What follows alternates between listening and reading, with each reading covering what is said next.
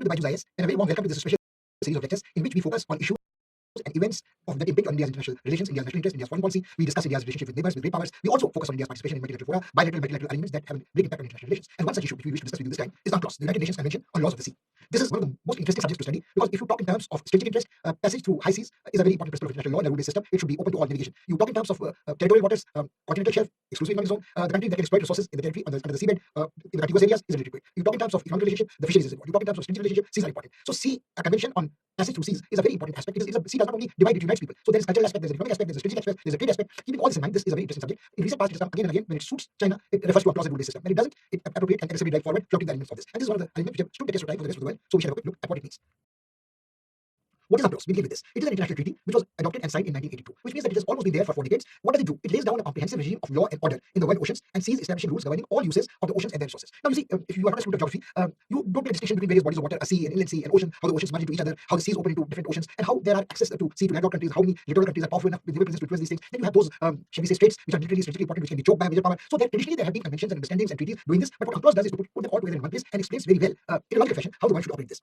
The comprehensive regime, this is what I think is the most important part of UNCLOS, it does. It embodies in one instrument the traditional rules for the use of oceans, at the same time introduces new legal concepts. So at one level, it is putting together in one place the traditional rules which have been there order. It also has introduces new concepts and regimes. Now, the regimes are emerging forms of law before they are treaty-based law and so on, and addresses new concerns which technological developments have made it possible. As long as technology was not developed, deep sea ocean bed dredging for resources was not possible for minerals or for oil. As long as fisheries were not developed technologically, no fishing boats could foray deep down into the high seas oceans and dredge for fish there. But you might be using within your rights in the high seas, but if you exploit fisheries in a non-sustainable manner, you are going to destroy biodiversity, you are going to destroy fishes, and so on. The convention also provides a framework for further developments in specific areas of the laws of the sea. So it's an ongoing process. It combines, it provides a comprehensive framework. It brings in one place the traditional order rule-based system. It introduces new concepts. It provides a forum and mechanism where countries can negotiate what is likely to happen in the future. Now, the Office of the Legal Affairs of the United Nations serves as the secretariat of the convention, and the laws of the seas provides information, advice, and assistance to participating states. So it is information, advice, and assistance. We have a closer look. UNCLOS is the only international convention which stipulates a framework for state jurisdiction in marine spaces. Now, once you establish this jurisdiction in marine spaces, you could possibly think in terms of aviation, but it's not always compatible like that. The jurisdiction of marine spaces is very different from what it is on terra firma, earth, land. A different legal status to different maritime zones are there. So we shall see in slightly different detail as we go along that if you divide the zones of sea into different areas, the rights which correspond to the littoral state or a non-littoral state are totally different here. It provides the backbone for the offshore governance by coastal states, those navigating the oceans. Now, it is a backbone for offshore governance by coastal states and those navigating the oceans. Please remember this, that all those navigating the oceans might not be coastal states, may not be littoral states in the particular ocean, but their interest, trade, commerce, strategy, culture, all are involved here. It provides specific guidance for states' rights and also outlines responsibilities in 5 concentric zones. So there are different zones, treat them like concentric zones and try something that. How did it originate? The convention resulted from the Third United Nations Conference on the Laws of Seas, UNCLOS 3. Now, this is slight confusion which might be clear. The abbreviation UNCLOS is the same as UNCLOS, but here the C stands for the Conference on the Laws of Seas. In the UNCLOS which we are studying is the Convention on the Laws of Seas. This took place between 1973 and 1982. So there was a decade-long negotiations. And this decade-long negotiations took place at a rather opportune time where the bitterness of the Cold War was almost over. There was a thaw, there was a rapprochement, there was a withdrawal from the USA from Southeast Asia, Vietnam after the Vietnam War. The relationship was being repaired between the Americans on strategic arms talks about Soviet Union and Russia. So this was a time when there was a possibility to negotiate certain things collaboratively. And this was also the time when Sino-American relationship was being reforged, there was a reduction in tension, so the climate was right for this. Now we have the UNCLOS replaced. UNCLOS, what did it do? It replaced 4 treaties. There was a treaty of 1958, which was a convention of the high seas, which respectively concerned the territorial sea and the contiguous zone. So it only was making a distinction between there was a body of water contiguous to the littoral state, and then there was territorial waters over which the country littoral state had sovereignty. Then there was a contiguous zone which gave it certain rights but not sovereign rights, and then there was a idea of a continental shelf. Continental shelf was a position of the landmass of a littoral state into the sea. It suddenly did not dip down. It continued for many miles. It could extend beyond 200 nautical miles, but in law never beyond 350 nautical miles. A claim would be sustained, and then the deep sea came. Now it evolved. Then they followed the high seas, where the freedom of maritime navigation was traditionally accepted. Now it was for fishing, conservation of living resources in the high seas. This was adopted in 1982. That more or less a general agreement could be arrived at all these things. It came into force in 1994, a year after Guyana became the 60th nation to ratify the treaty. All treaties have this built-in clause that X number of countries sign it, and then after that, if Y number of countries ratify it, it automatically comes into force and becomes binding for all signatories. Who are the signatories to this convention? Have a look at that. It's interesting because it gives you the water body, it gives you the exclusions where there are non-parties who don't have whoever signed it. You have countries which are large countries like Mongolia, which is landlocked, but understandable. The only non-signatory party which is of great concern is United States of America. It has an opening to the Atlantic Ocean, it has an opening to the Pacific Ocean, it has naval military presence in Indian Ocean for the most part, and the countries allied too closely to United States of America in the northern tip of the Latin American subcontinent. You see are the patches of red, and these patches of red should cause concern because if you say that the United States keep talking about the rule-based system, especially when you are trying to contend with China counter its aggressive drive in South China Sea, the Chinese can turn back and say, look, we have signed the clause. You haven't. So how dare you tell us that we are not doing a rule-based system? You have in African continent where again it opens out into Indian Ocean, opens it out into Atlantic, only 2 small patches on one littoral state, which others is landlocked, which doesn't sign the UNCLOS. Again, it says the big thing, the parties duly represented by the European Union. So you have almost European Union representing most of these. The signatory parties are all there. So there are 168 parties, which include 164 UN member states out of 193, 1 UN observer state, Palestine, and 2 associated countries, which are very small, Cook Islands and UAE. They don't really, one should not say so, with due difference to their sovereignty, but they don't really matter in part politics. And of course, European Union, they at times have a difference of opinion among major actors, and some differences with that. But if you see the signatories, look at the map. This seems to be a one international agreement, treaty based, which is very, very broad based, with one caveat: United States of America, the lone superpower, the unipolar power, claiming to be unipolar power. It can't do so after the retreat from Afghanistan, but is the one which is the spanner in the works. Rights and obligation of the states is first of all the baseline. It is the low water line along the coast as officially recognized the coastal state. Internal waters are waters on the landward side of the baseline. Each coastal state has full sovereignty over its internal waters, just like it has on land territory. Bays, ports, inlets, lagoons, backwaters, rivers are internal waters. Rivers may open into the sea, but they are internal waters. There is no right of innocent passage through internal waters. Innocent passage refers to passing through the waters which are not prejudicial to the peace and security of the country. However, the nations have the right to suspend the same. They might grant innocent passage through this also to a friendly country like being besieged in a military situation.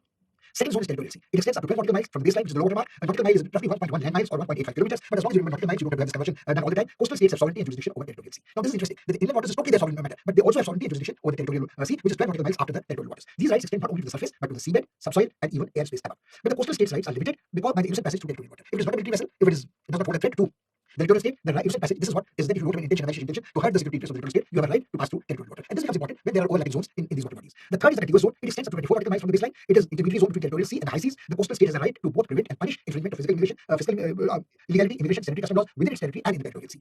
Unlike the territorial sea, the contiguous zone only gives jurisdiction to a state on the ocean surface and the floor. It does not provide any air or space rights. So this, when you look at the map, it was made very clear. Now, the exclusive economic zone is an interesting category. Each coastal state may claim an eastern exclusive economic zone beyond and adjacent to its territorial sea that extends up to 200 nautical miles from its baseline. Now, this 200 nautical miles is a fairly long distance. Within its EEZ, a coastal state has sovereign rights for purpose of exploring, exploiting, conserving, and managing natural resources, whether living, fisheries, or other sea creatures, or mineral resources of the seabed and subsoil. It has a right to carry out activities like production of energy from water, currents, geothermal, wind, etc. Unlike the territorial sea and the contiguous zone, the EEZ only allows for above-mentioned rights. It does not give the coastal right the right to prohibit or limit the freedom of navigation or overflying or subject to very limited exceptions. This is something which we must keep in mind because most of the problem, many of the disputes vis-a-vis China and other countries in South China Sea, the Indian Ocean area, relate to this because if China measures its exclusive economic zone from a baseline from an artificially created island or populated recently or occupies a disputed island and draws the baseline from that place, it would extend from that point onwards to 200 nautical miles, and the 200 nautical miles would be stretched like an elastic band to almost 1,000 plus or 1,500 elastic like a band nautical miles, and then if they merge and overlap, large part of the sea would be occupied by China's exclusive economic zone. Not only exclusive economic zone, those baselines drawn from these islands or artificially created islands would give us extended territorial waters, extended contiguous waters, extended continental shelf, etc. And the possibility of dispute in future would be very much more. It also would inhibit the freedom of navigation or overflight of other countries through what was traditionally open to them as high seas. It would allow a country like this, politically more powerful, to have choke points being put under pressure. Then we have the high seas. That is the surface of ocean which lies beyond the EEZ and referred to as high seas. It is considered as common heritage of all mankind as beyond any national jurisdiction.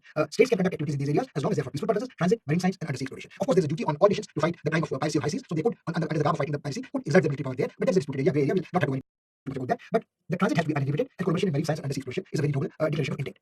Then we come to continental shelf. The states also have a right to the seabed of what is called the continental shelf. We saw it in the picture. A state's continental shelf is divided in unclos as the natural prolongation of its land territory towards the outer edge of the continental margin, or 200 nautical miles from the coastal state's baseline, whichever is greater. As a result, a state's continental shelf may extend to 200 nautical miles, we'll mark earlier, but never beyond 350 nautical miles. But you see, 350 nautical miles means that the country can claim a continental shelf jurisdiction over almost 650 kilometers on the high seas, towards the high seas. Now, the unclos permits all coastal states to have the right to harvest, grant the right to others, mineral and non-mineral material in the subsoil, with the exclusion of any other right. But this is what is problematic. If you have a look at the map of some recent controversies and disputes, the dispute between Greece and Turkey and the continental shelf merging into from the Libyan coast, so you have this certain situation where you cannot say that this country has undisputed right to the continental shelf because other countries' continental shelf actually merges into that. So whether it's contiguous zone, whether it's exclusive economic zone, in some cases, even territorial waters might be mingling. So there's a problem which unclos has to. UNCLOS can define the zones, but cannot always settle this satisfactorily. What are the other rights and obligations of states? Aside from provisions defining the ocean boundaries, the UNCLOS establishes general obligations for safeguarding the marine environment and protecting freedom of scientific research on the high seas. We'll come to scientific research on the high seas a little later, but the interesting part is when you say protecting the marine environment, you cannot have unsustainable fisheries even in the high seas. That's number one. The other part, which is the large tankers carry oil, and if there's an accident, they might block a strait, they might create pollution in the third party, like recently happened an oil spill in Mauritius. It has happened in other places. A very huge tanker choked the Suez Canal in recent past very badly. So this protecting of the marine environment and protecting the freedom of scientific research on the high seas depends on a general agreement that certain activities should be prohibited or regulated by consensus. It also requires all coastal states to maintain of living resources that the EEZ is not endangered by overexploitation, which means primarily sustained fisheries and sustained exploitation of seafood. And you restore the population if it is threatened, like the whales, which are threatened by overexploitation by the Japanese. The Chinese are notorious for overexploitation of the fisheries since they can dredge the seabed and destroy the fish. Address the maintenance or restoration of population of species above the levels at which their reproduction may become seriously threatened. Now, interestingly, this is easier said than done because if a littoral state is very poor and it is very weak militarily, it is not in a position to push back a big power like China, dredging its territorial waters or its territorial waters or its contiguous zone. It is not in a position, it doesn't have the technology to go elsewhere and fish. So there is a problem. Fisheries became a problem in the Brexit dispute also. So as developed countries as France and Britain also in this dispute in their water channels, and in Peru, in Chile, there is a problem of the Chinese intervention there, or the Japanese trawlers coming there. Navigational and safety aids and other improvements generally agreed upon have to be put in place. It also requires states to prevent, reduce, and control pollution. Now, nobody willingly would ever admit that they contribute to pollution, but sheer passage through sea would leave a trail of oil, seepage, etc., which would create pollution tanks, which would be with the tide taken to the beach. But what we mentioned earlier as a greater threat is pollution through oil tankers meeting with an accident, having a spill, etc. Freedom of the high seas. This is the important point, has to be maintained at all costs. Now, this is what is threatened if countries keep extending their jurisdictions, either on continental shelf or in the economic zone, or say that they are doing on the high seas when their actions are not restricted, but these prohibitions are there. But now, about fisheries, there have been disputes between the United States of America, about Mexico, etc. So no country is really immune from allegations and charges or violations of this. There are other rights and obligations of the states. The declaration is very noble. The reservation of the high seas only for peaceful purposes. Freedom of navigation and no rights to straits, which are narrow. Choke points. States bordering states shall not hamper transit, passage, provide publicity to any danger to navigation. Take the states of Malacca, Singapore, and Malaysia. India is very close to it. So much volume of marine trade interacting passes through this choke point that if either Indonesia or Malaysia or even Singapore claimed territorial rights or territorial water rights, this would be a very dangerous choke point. Every state shall effectively exercise its jurisdiction and control administrative, technical, social matters over ships flying its flag. Coastal states can impose practical requirements on ships bearing foreign flags, such as providing necessary information. Now, this is a very major problem because there are flags of convenience. The Lloyd's company in England maintains the register of all shipping, but a country might be flying a flag like a Liberian flag, and it may be a ship which is owned by a Chinese company or an American company or a South African company or a Korean company or an Iranian company. So you have a real problem of piercing the veil that whether the flag of convenience is leading you to the country which is violating the UNCLOS. UNCLOS defines piracy and provides clarity on seizure of pirate ships. It is a common duty of mankind. Piracy is a crime against humanity. We have seen examples like this when Somali pirates hijack a Chinese ship. All countries united to secure its release. The convention has created three new institutions on international scene. One is the International Tribunal for the Laws of the Seas to settle dispute between countries and member countries. The International Seabed Authority to regulate exploration of resources in the sea beyond national jurisdiction. Obviously, the second institution requires high degree of specialized technological skill, and this is what I think is important to separate the dispute management system from the exploratory scientific technological dimension. The third one is the Commission on the Limits of Continental Shelf to decide on the limits of continental shelf where it stretches beyond 200 nautical miles. I would think that the problems would emerge even within 200 nautical miles, but they are taking one step at a time about these problems because we did mention to you that how the continental shelves under the surface of the sea level of the water which is visible is like a tip for an iceberg. Much of it goes extinct and it might be overlapping and leading to disputes. There has been an agreement on marine biological diversity. The United Nations General Assembly decided in 2015 to develop an international legally binding instrument under UNCLOS on the conservation and sustainable use of marine biological diversity of areas beyond national jurisdictions, which means that you are talking in terms of ICES and you are talking in terms of zones where only limited rights are given to the states. The conservation and sustainable use of marine BBAG is there, marine genetic resources is there, MGR, area-based management tools are trying to be put in place, capacity building and transfer of marine technology, CB and TMT. These abbreviations, if you remember, well good. Otherwise, what you remember is basically that what they are trying to do. They are trying to have management tools made available to members. They are trying to have environmental impact assessment. They are going to have capacity building among member states, and they are focusing on conservation and sustainable use of marine resources. What are the drawbacks of UNCLOS? The drawbacks are that most obvious drawback and shortcoming is that it lacks an enforcement mechanism. It's a treaty-based system, but all treaties, the members of the treaty are signatories, are sovereign countries. So if the sovereign country flouts the treaty obligations, you really can't punish a sovereign country. The major flaw is that the most powerful, technologically most sophisticated, the richest, the largest economy in the world, USA, has not signed the agreement, and it continues to retain its options outside the UNCLOS. At the same time, talking in terms of a rule-based system, which creates a problem because whether it is Russia, whether it is China, whether it is Iran, whether it is any other country, would say that there cannot be an insistence on imposition of a rule-based system by a state who is not a member to this broad-based international treaty agreement. Blatantly violated by many countries like China and South China Sea, lack of clarity over many provisions comes later because the provisions will be clarified if there was general agreement and non-violation by powerful actors like China. It does not carry adequate provisions for sustainable use of ocean resources, control of pollution. This is related to the basic problem. It has no enforcement mechanism. So you might provide for all these things, but how do you ensure this? Lot of maritime boundary disputes, overlapping EEZ, shrinking global commerce is something which is equally dangerous. If countries keep claiming sovereign rights over territorial waters, contiguous waters, continental shelf, exclusive economic zone, it would really lead shrinking global commerce and many of the smaller countries. So you might say that this applause is 168 member states, but their rights, especially the small states, many states, would be lost because they would not have the global commerce would no longer exist. Disproportionately large maritime territory for us by the powers due to many island territories. Interesting. The Indo-Pacific region is an example of this. So you have the French, having French Caledonia, and you have something, in the Mediterranean. So a country might have, this was brought out during the Falkland Wars. Falkland Islands were claimed by the British, claimed by the Argentinians. So if these scattered islands remain there, and they are called associate countries, protectorates, and all these create problems, they give them maritime presence, which is basically a legacy of colonialism and imperialism. UK and France far exceeds their landmass size, and the countries which have a far longer coastline, including India, are at a disadvantage. Countries with big coastlines, archipelagos benefit largely, hugely, whereas landlocked states suffer. The case in Indonesia is great. From the Sea of Andaman, it goes all the way to the north of Darwin, Australia, towards Papua New Guinea and Irian Barat, and you take the Borneo Island. But this is the nature of things. If you have a large island state like Australia, you have a large archipelago like Indonesia, you stand to have a larger coastline, and you have sort of greater claims. So what is the drawback for the landlocked state is a bonanza for the island states and archipelagos. It's tricky when there's a small atoll like Maldives, which can create a problem. There it might be something, a country which is under turmoil, like Somalia, which is a large coastline. You might have turmoil in countries which are having extended coastline, traditionally having maritime countries. Uganda has one side, Kenya and Tanzania, and you have Mozambique, and you have Seychelles, and you have Mauritius. So there have been these traditional areas which have been important geopolitically, and the colonial countries, colonial countries to put it precisely, continue to exercise an undue influence on them. What are the issues faced by India? First of all, the rule-based order is broken down repeatedly. India never does that, but China flouts it repeatedly. And can India do something about the Chinese aggression in the South China Sea, in the Indian Ocean region, without upsetting its traditional partners like the countries in ASEAN who depend on China to a very large extent for their trade and have lived under the shadow of China? There is optimal tapping the resources in EEZ, but what is optimal is defined by countries according to their narrow national interests. It may not meet the obligations under the treaty agreement. There is illegal and excessive fishing. The maritime boundary disputes with Pakistan and Sri Lanka continue to plague India, continue to create headaches because you see the problem is that this was an undivided subcontinent in one country. With the partition, the maritime boundaries of Pakistan, Bangladesh, India are separate. So is Sri Lanka as an independent sovereign state. Now, this also leads to maybe the possibility of militarization at choke points. All this will you realize that UNCLOS is quite a toothless treaty agreement. So what is the way forward for India?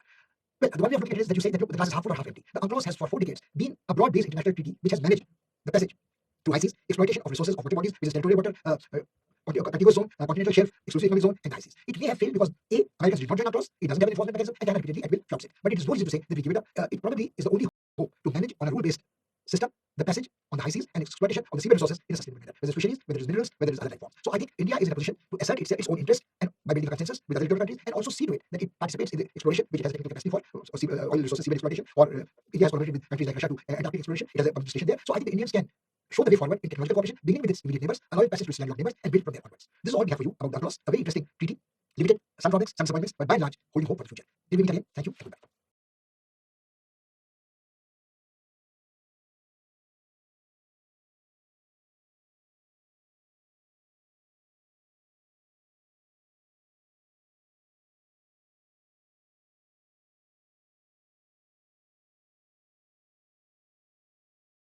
Welcome to Byju's IAS and welcome to this very special series of lectures in which we focus on issues, events in international relations that covers the prescribed text for the competitive examinations in a comprehensive manner. We talk in terms of equations between great powers, we talk in terms of international institutions, bilateral, multilateral. We also talk in terms of India's participation in these fora. We talk in terms of treaty elements which are interesting in the context of international relations.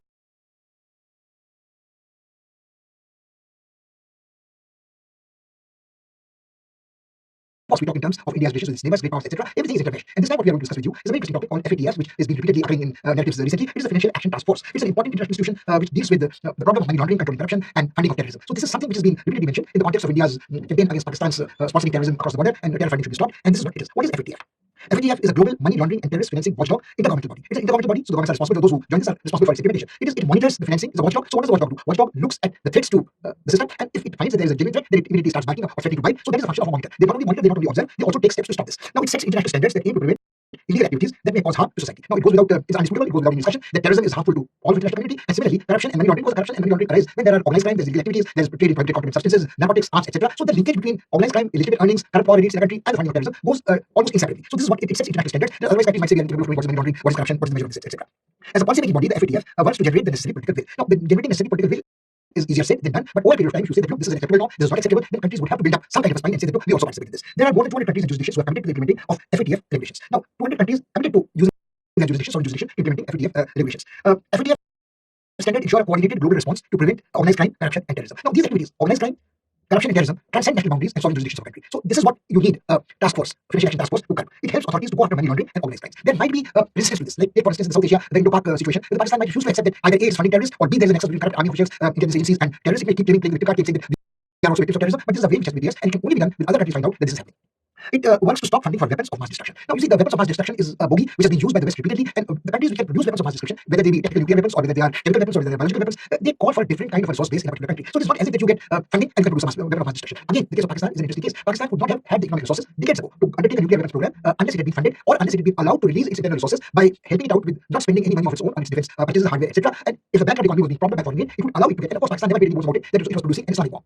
So this Islamic bomb started long time back, and the funding for that was from Islamic nations, from Libya, from Saudi Arabia, at times other systems from Iran. So there would be, in some cases, where you would say that even weapons of mass destruction have been funded by how do you stop funding that? Reviews and continuously strengthen the FATF reviews and continuously strengthens its standards to address new risks, such as the regulation of cryptocurrencies. Now, cryptocurrencies is very recent phenomena. There's a blockchain, and you have to difficult to trace how the money is being passed around. So this is emerging challenge at the moment, complicated by the fact that some countries have declared that they have accepted cryptocurrencies as their national currencies. They might be smaller countries, but able to pressure from larger countries to use them as fronts, use them as pawns in the game of funding terrorism or biological weapons or other weapons. FATF monitors countries to ensure effective implementation and accountability. Now, this is interesting. It monitors effectively what is happening, but can it do something to curb this? How did it originate? It originated, there was concern over money laundering in 1980s. Money laundering in 1980s became very acute when the Russian oligarchs were trying to control the state resources in the erstwhile Soviet Union, then transferring important money, which was partly organized crime, partly exploitation of the resources of the nation, and parking their money elsewhere. But Russian oligarchs were not the only ones who were doing it. There were organized crime syndicates, the mafia syndicates. They were operating in Italy, they were operating in Mexico, they were operating in Colombia. They had money coming out of drugs, coming out of contraband trade in arms, and this was leading to this black money being generated and being parked elsewhere. So you had to have the money traced back, and it was very difficult to find out how it was being laundered. The money might migrate from country A to country B, from country B to country C, and country C would send it back as investment to country A, legitimate as whitewashing black money into white, and of course have leading to funded investment. The G7 countries established the FATF at the Paris Summit in 1989. So you have 11 years there and 21 years here, more than 3 decades, the FATF has been in operation. The G7 countries, the rich and the powerful countries, realized that the threat posed to the banking system and to the financial institutions by money laundering. So people who held money in large chunks, and you could not trace where the money came from, who was operating it, and especially the Swiss banking system was notorious for anonymity and secrecy. Smaller countries, again, but similar kind of things. There were tax havens, Isle of Man, there were extremely lax regulations in a country like Mauritius. So you, and also there were other countries where no questions would be asked. Traditionally, the banking system in Europe, especially in Switzerland, had operated on the principles of secrecy, opacity, and anonymity, and this allowed the dictators like Shah of Iran or Gaddafi of Libya to park some of their money in banking system where nobody could trace where it was coming from, where it was going to. It was also the drug lords in Mexico and elsewhere. Now, also, I mean, let's be blunt. There were countries like Saudi Arabia, the very oil countries which were trying to export to the world aggressive interpretation of Islam, the Wahhabi Islam, and the petrodollars were being used to have support groups propped up in various parts of the world. And these groups were thinly disguised terrorist jihadists, maybe not approved by Islam, but that's the way it ended up. So you had to worry about legit money of oil exporting countries being used by dictatorial authoritarian regimes to fund religious zealots and ultimately ending up in the hands of terrorists. This was the time when the Americans had problems with the revolutionary Islamic regime in Tehran, and the assets of the revolutionary Islamic regime were frozen. It led to a long arbitration. But this is what we want. When the G7 countries were worried about the threat posed to their banking system, they had to do something about it. The task force was convened from G7 member states, the European Commission, and 8 other countries to begin with. So this is the origin. FATF has published recommendations from time to time. It has published revised recommendations in 2012 after a thorough review. After almost 2 decades it's been in operation. The revision is intended to protect the integrity of the financial system by providing governments with stronger tools to take action against financial crimes. Now this is interesting. When you find a financial crime has been committed, the financial crime is committed in the jurisdiction of a sovereign state. It is its obligation and responsibility to punish the person. But if the person is used in offshore company, this is completely the Panama box, the disclosures to banking system, the kind of big banks willingly not asking questions and know your customer without worrying about KYC, handling money for them. All this is how do you take action against a financial criminal? It's something which the FATF has to concern itself with. The recommendations have been expanded to deal with new threats as financing proliferation of weapons and to clearer transparency and tougher on corruption. Now, tougher on corruption, how do you take a tough stand on corruption of a sovereign state where the topmost leader might be the corrupt person himself? You might say that how do you take action when Gaddafi was all powerful in Libya? How do you take action on Reza Shah Pahlavi when he was reigning, or when the Khomeini's are reigning in Iran? How do you take tough action on an authoritarian ruler who's your military ally like the Crown Prince in Saudi Arabia? How do you take tough action on any of these dictators who matter for you in geostrategic terms or who give you access to their resources? So this tougher stand on corruption is one of its mandates. But before we proceed any further, it's probably useful to see what the structure of the FATF is. Now, structure is as shown in the chart. There is a plenary, and the plenary is divided into two: the secretariat and steering group. The secretariat has the policy development group, and it has evaluation of the compliance group. The steering committee has risk, trends, and methods group. It also has international cooperative ideas. Now, on paper, this is a very good arrangement structurally. It separates monitoring and separates prospective planning for the thing. The FATF plenary is a decision-making body that meets twice a year, very good regularity, usually in February, June, and October. So it should be possible to take account of the developments which take place in between. The FATF Secretariat is again interesting. It has human resource, finance, and communications on one side, and it has a support staff technical on the other side. It has evaluation and compliance teams assessing and monitoring members through peer reviews, through follow-up, to determine the effectiveness of countries' measures taken to combat money laundering, state corruption, financing of terrorism, proliferation, and their technical compliance with the FATF recommendation. It also has developing and refining the informational structure, international strike standards for combating money or laundering and financing of terrorism and proliferation of the FATF recommendations. You have on the other support side, you have the trends and methods team, risks that are evaluated, identifying and analyzing money laundering, terrorist financing, other threats to integrity of financial system, international financial system, not only risks to member nation state, international cooperation and review team identifying and engaging with high risk and non-cooperative jurisdictions and those with strategic deficiencies in national regimes. Now, this is to put it mildly, saying that a failed rogue state indulging in terror financing and having uninhibited corruption, how do you cope with that? So the FATF at least does a realistic thing by engaging with them and keeping them in a dialogue. The global network of the coordination team is promoting full and effective implementation of the FATF recommendations by all countries through global network, style regional bodies, and international organizations. So fine, there's a bit of decentralization, there's a bit of an element of cooperation from even the parties reluctant to do this, and FATF presidency is a senior official appointed by the FATF plenary from among its members. The president holds office for a term of 2 years. He convenes, chairs the meetings of the FATF plenary in the steering group, oversees the FATF secretariat, the principal spokesperson of the FATF, and represents the FATF externally. Dr. Marcus of Germany became the president in July 1, 2020. Now, this again is interesting because if you have a president representing a country which is committed to the FATF and is interested in enforcing and increasing its mandate, you would have results coming in foreseeable future. But if you have a person who is managed to get elected and is not interested or is trying to shield somebody, a non-compliant member, things would be very different. The mandate is very interesting. It is initially to examine and develop measures to combat money laundering. In October 2001, this is 2 decades back, the FATF expanded its mandate to incorporate efforts to combat terrorist financing. First of all, it started with only money laundering, which was posing a threat to the international banking system of the countries. In 2001, it was included combat terror financing because in January of the turn of the century, America had experienced a terrorist attack and terror financing became a major issue. Besides money laundering, in April 2012, another decade, it added efforts to counter financing or proliferation of weapons of mass destruction. This was after the regime change doctrine propounded by America and weapons of mass destruction having been alleged to have been amassed and used against its own citizens, not nuclear weapons, but chemical weapons, anti-personnel weapons by dictators like Saddam Hussein had been adopted by that time. And the dictator Bashir Assad continued to be in Syria. So there were these issues. So there's a threefold mandate: combat money laundering, combat financing of terrorism, combat restrict financing of weapons of mass destruction. In April 2019, very recently, they adopted a new open-ended mandate for FATF earlier to the fixed lifespan.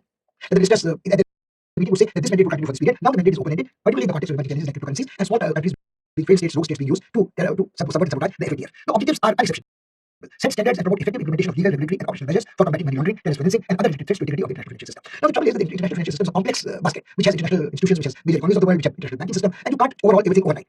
And there is resistance by established Western interests. There also is there's been a demand, ongoing demand of restructuring the international financial system, having the new international economic order, the banking being more transparent. It also monitors countries' progress in implementing FATF recommendations. It does monitor, but can it do anything to get it implemented? It reviews money laundering and terrorist financing techniques and countermeasures in a very sophisticated manner. It promotes an adoption and implementation of the FATF recommendations globally.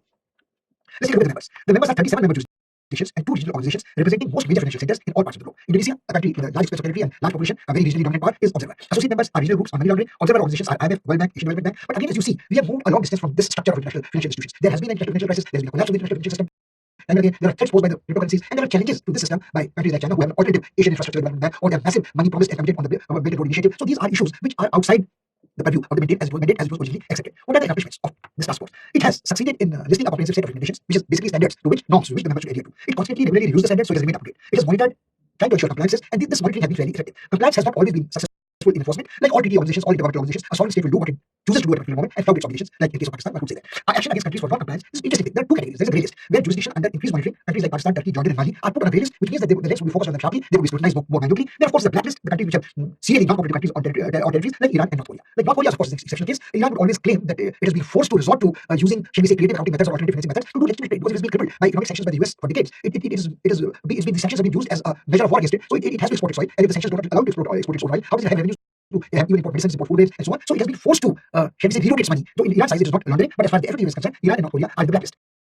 Regular review list is somewhere which is not grey list or blacklist. Botswana, Mauritius has been removed from grey list due to their effective actions. Mauritius at one stage was notorious for money laundering by anybody, but then Mauritius realized that the reputation as a money laundering capital was doing much harm to it. It would stand to gain much more by doing that. So Botswana and Mauritius have been removed. There are regular plenary meetings which achieve things. Major economies and financial markets are members. FATF standards are implemented by member states under domestic laws. Major roles in maintaining integrity of the financial system and combating organized crime, terror funding. It has contributed to international security. It has released the paper on COVID-19 related money laundering and terrorist financing risks and policy responses. This is interesting. This is important. This is what the open-ended mandate is. When the COVID pandemic broke out, the attention of all international analysts shifted from any other crisis, from climate change to terror, to the life and death issues of the pandemic. And this allowed people, the statistics have just been released, that the drug cartels from Italy to Mexico to Colombia, after the initial ban on their trading activities, managed to expand their areas of operation. They not only did under the COVID times, they could not be monitored effectively, and they also indulged in other illegitimate activities, and their scale of operations increased. So how does the FATF respond to these emerging challenges? Is something which they did quick steps to do that. What are the shortcomings? The shortcomings are that not adequately inclusive and representative. But I would think that this is not the major shortcoming. The major shortcoming is that those who are members are dragging their feet about implementing what their responsibilities are. There is a disproportionate powers vis-a-vis its legitimacy. There is a political bias because, as we noticed, the FATF was started when the Western countries realized, the rich countries realized, the G7 countries realized that their banking system was being threatened by these illegitimate activities. It has not been very effective in cases like Pakistan, which continues to sponsor terror. It has not been effective to curb the adventures of North Korea.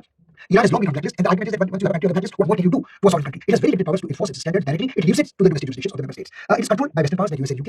Obviously, it stays a few steps behind the latest developments in the area of financial crimes. You can't blame the FATF for this because technology being developed in a manner allows cryptocurrencies or technologies of the kind to come, and you have the darknet and things of the kind, and you cannot always trace successfully and effectively the movement of money in these gray areas. Now we have a look at FATF and India.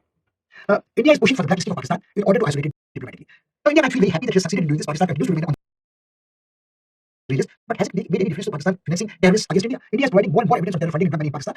Pakistan is in state of denial, and supporters of Pakistan, United States of America, and China, for their own geopolitical interests, there may be a UN resolution, there may be a list where the US appears to be supporting the Indian stance. But the movement of terror funding is far slower than India expected. India undergoes through peer reviews once every 10 years. They are part of the FATF evaluation system, but this is not the case. You have a playlist, you have minute scrutiny, but it doesn't seem to be having any effect. Another review was scheduled in 2020 but was put off due to the corona pandemic. After the 2010 review, the FATF said that India has made significant progress in addressing the deficiencies in identification and evaluation, and hence should be removed from the regular follow-up process. So India, it would be a credit for India to be removed from the regular process, but India has never behaved as irresponsibly, as criminally, as flouting the rule-based system as Pakistan has. So India can take credit and pleasure in this achievement, but this is not enough as long as the FATF regime mandate doesn't force Pakistan to come its terror funding. India has created a joint working group with the officials from 22 agencies who participated in FATF review.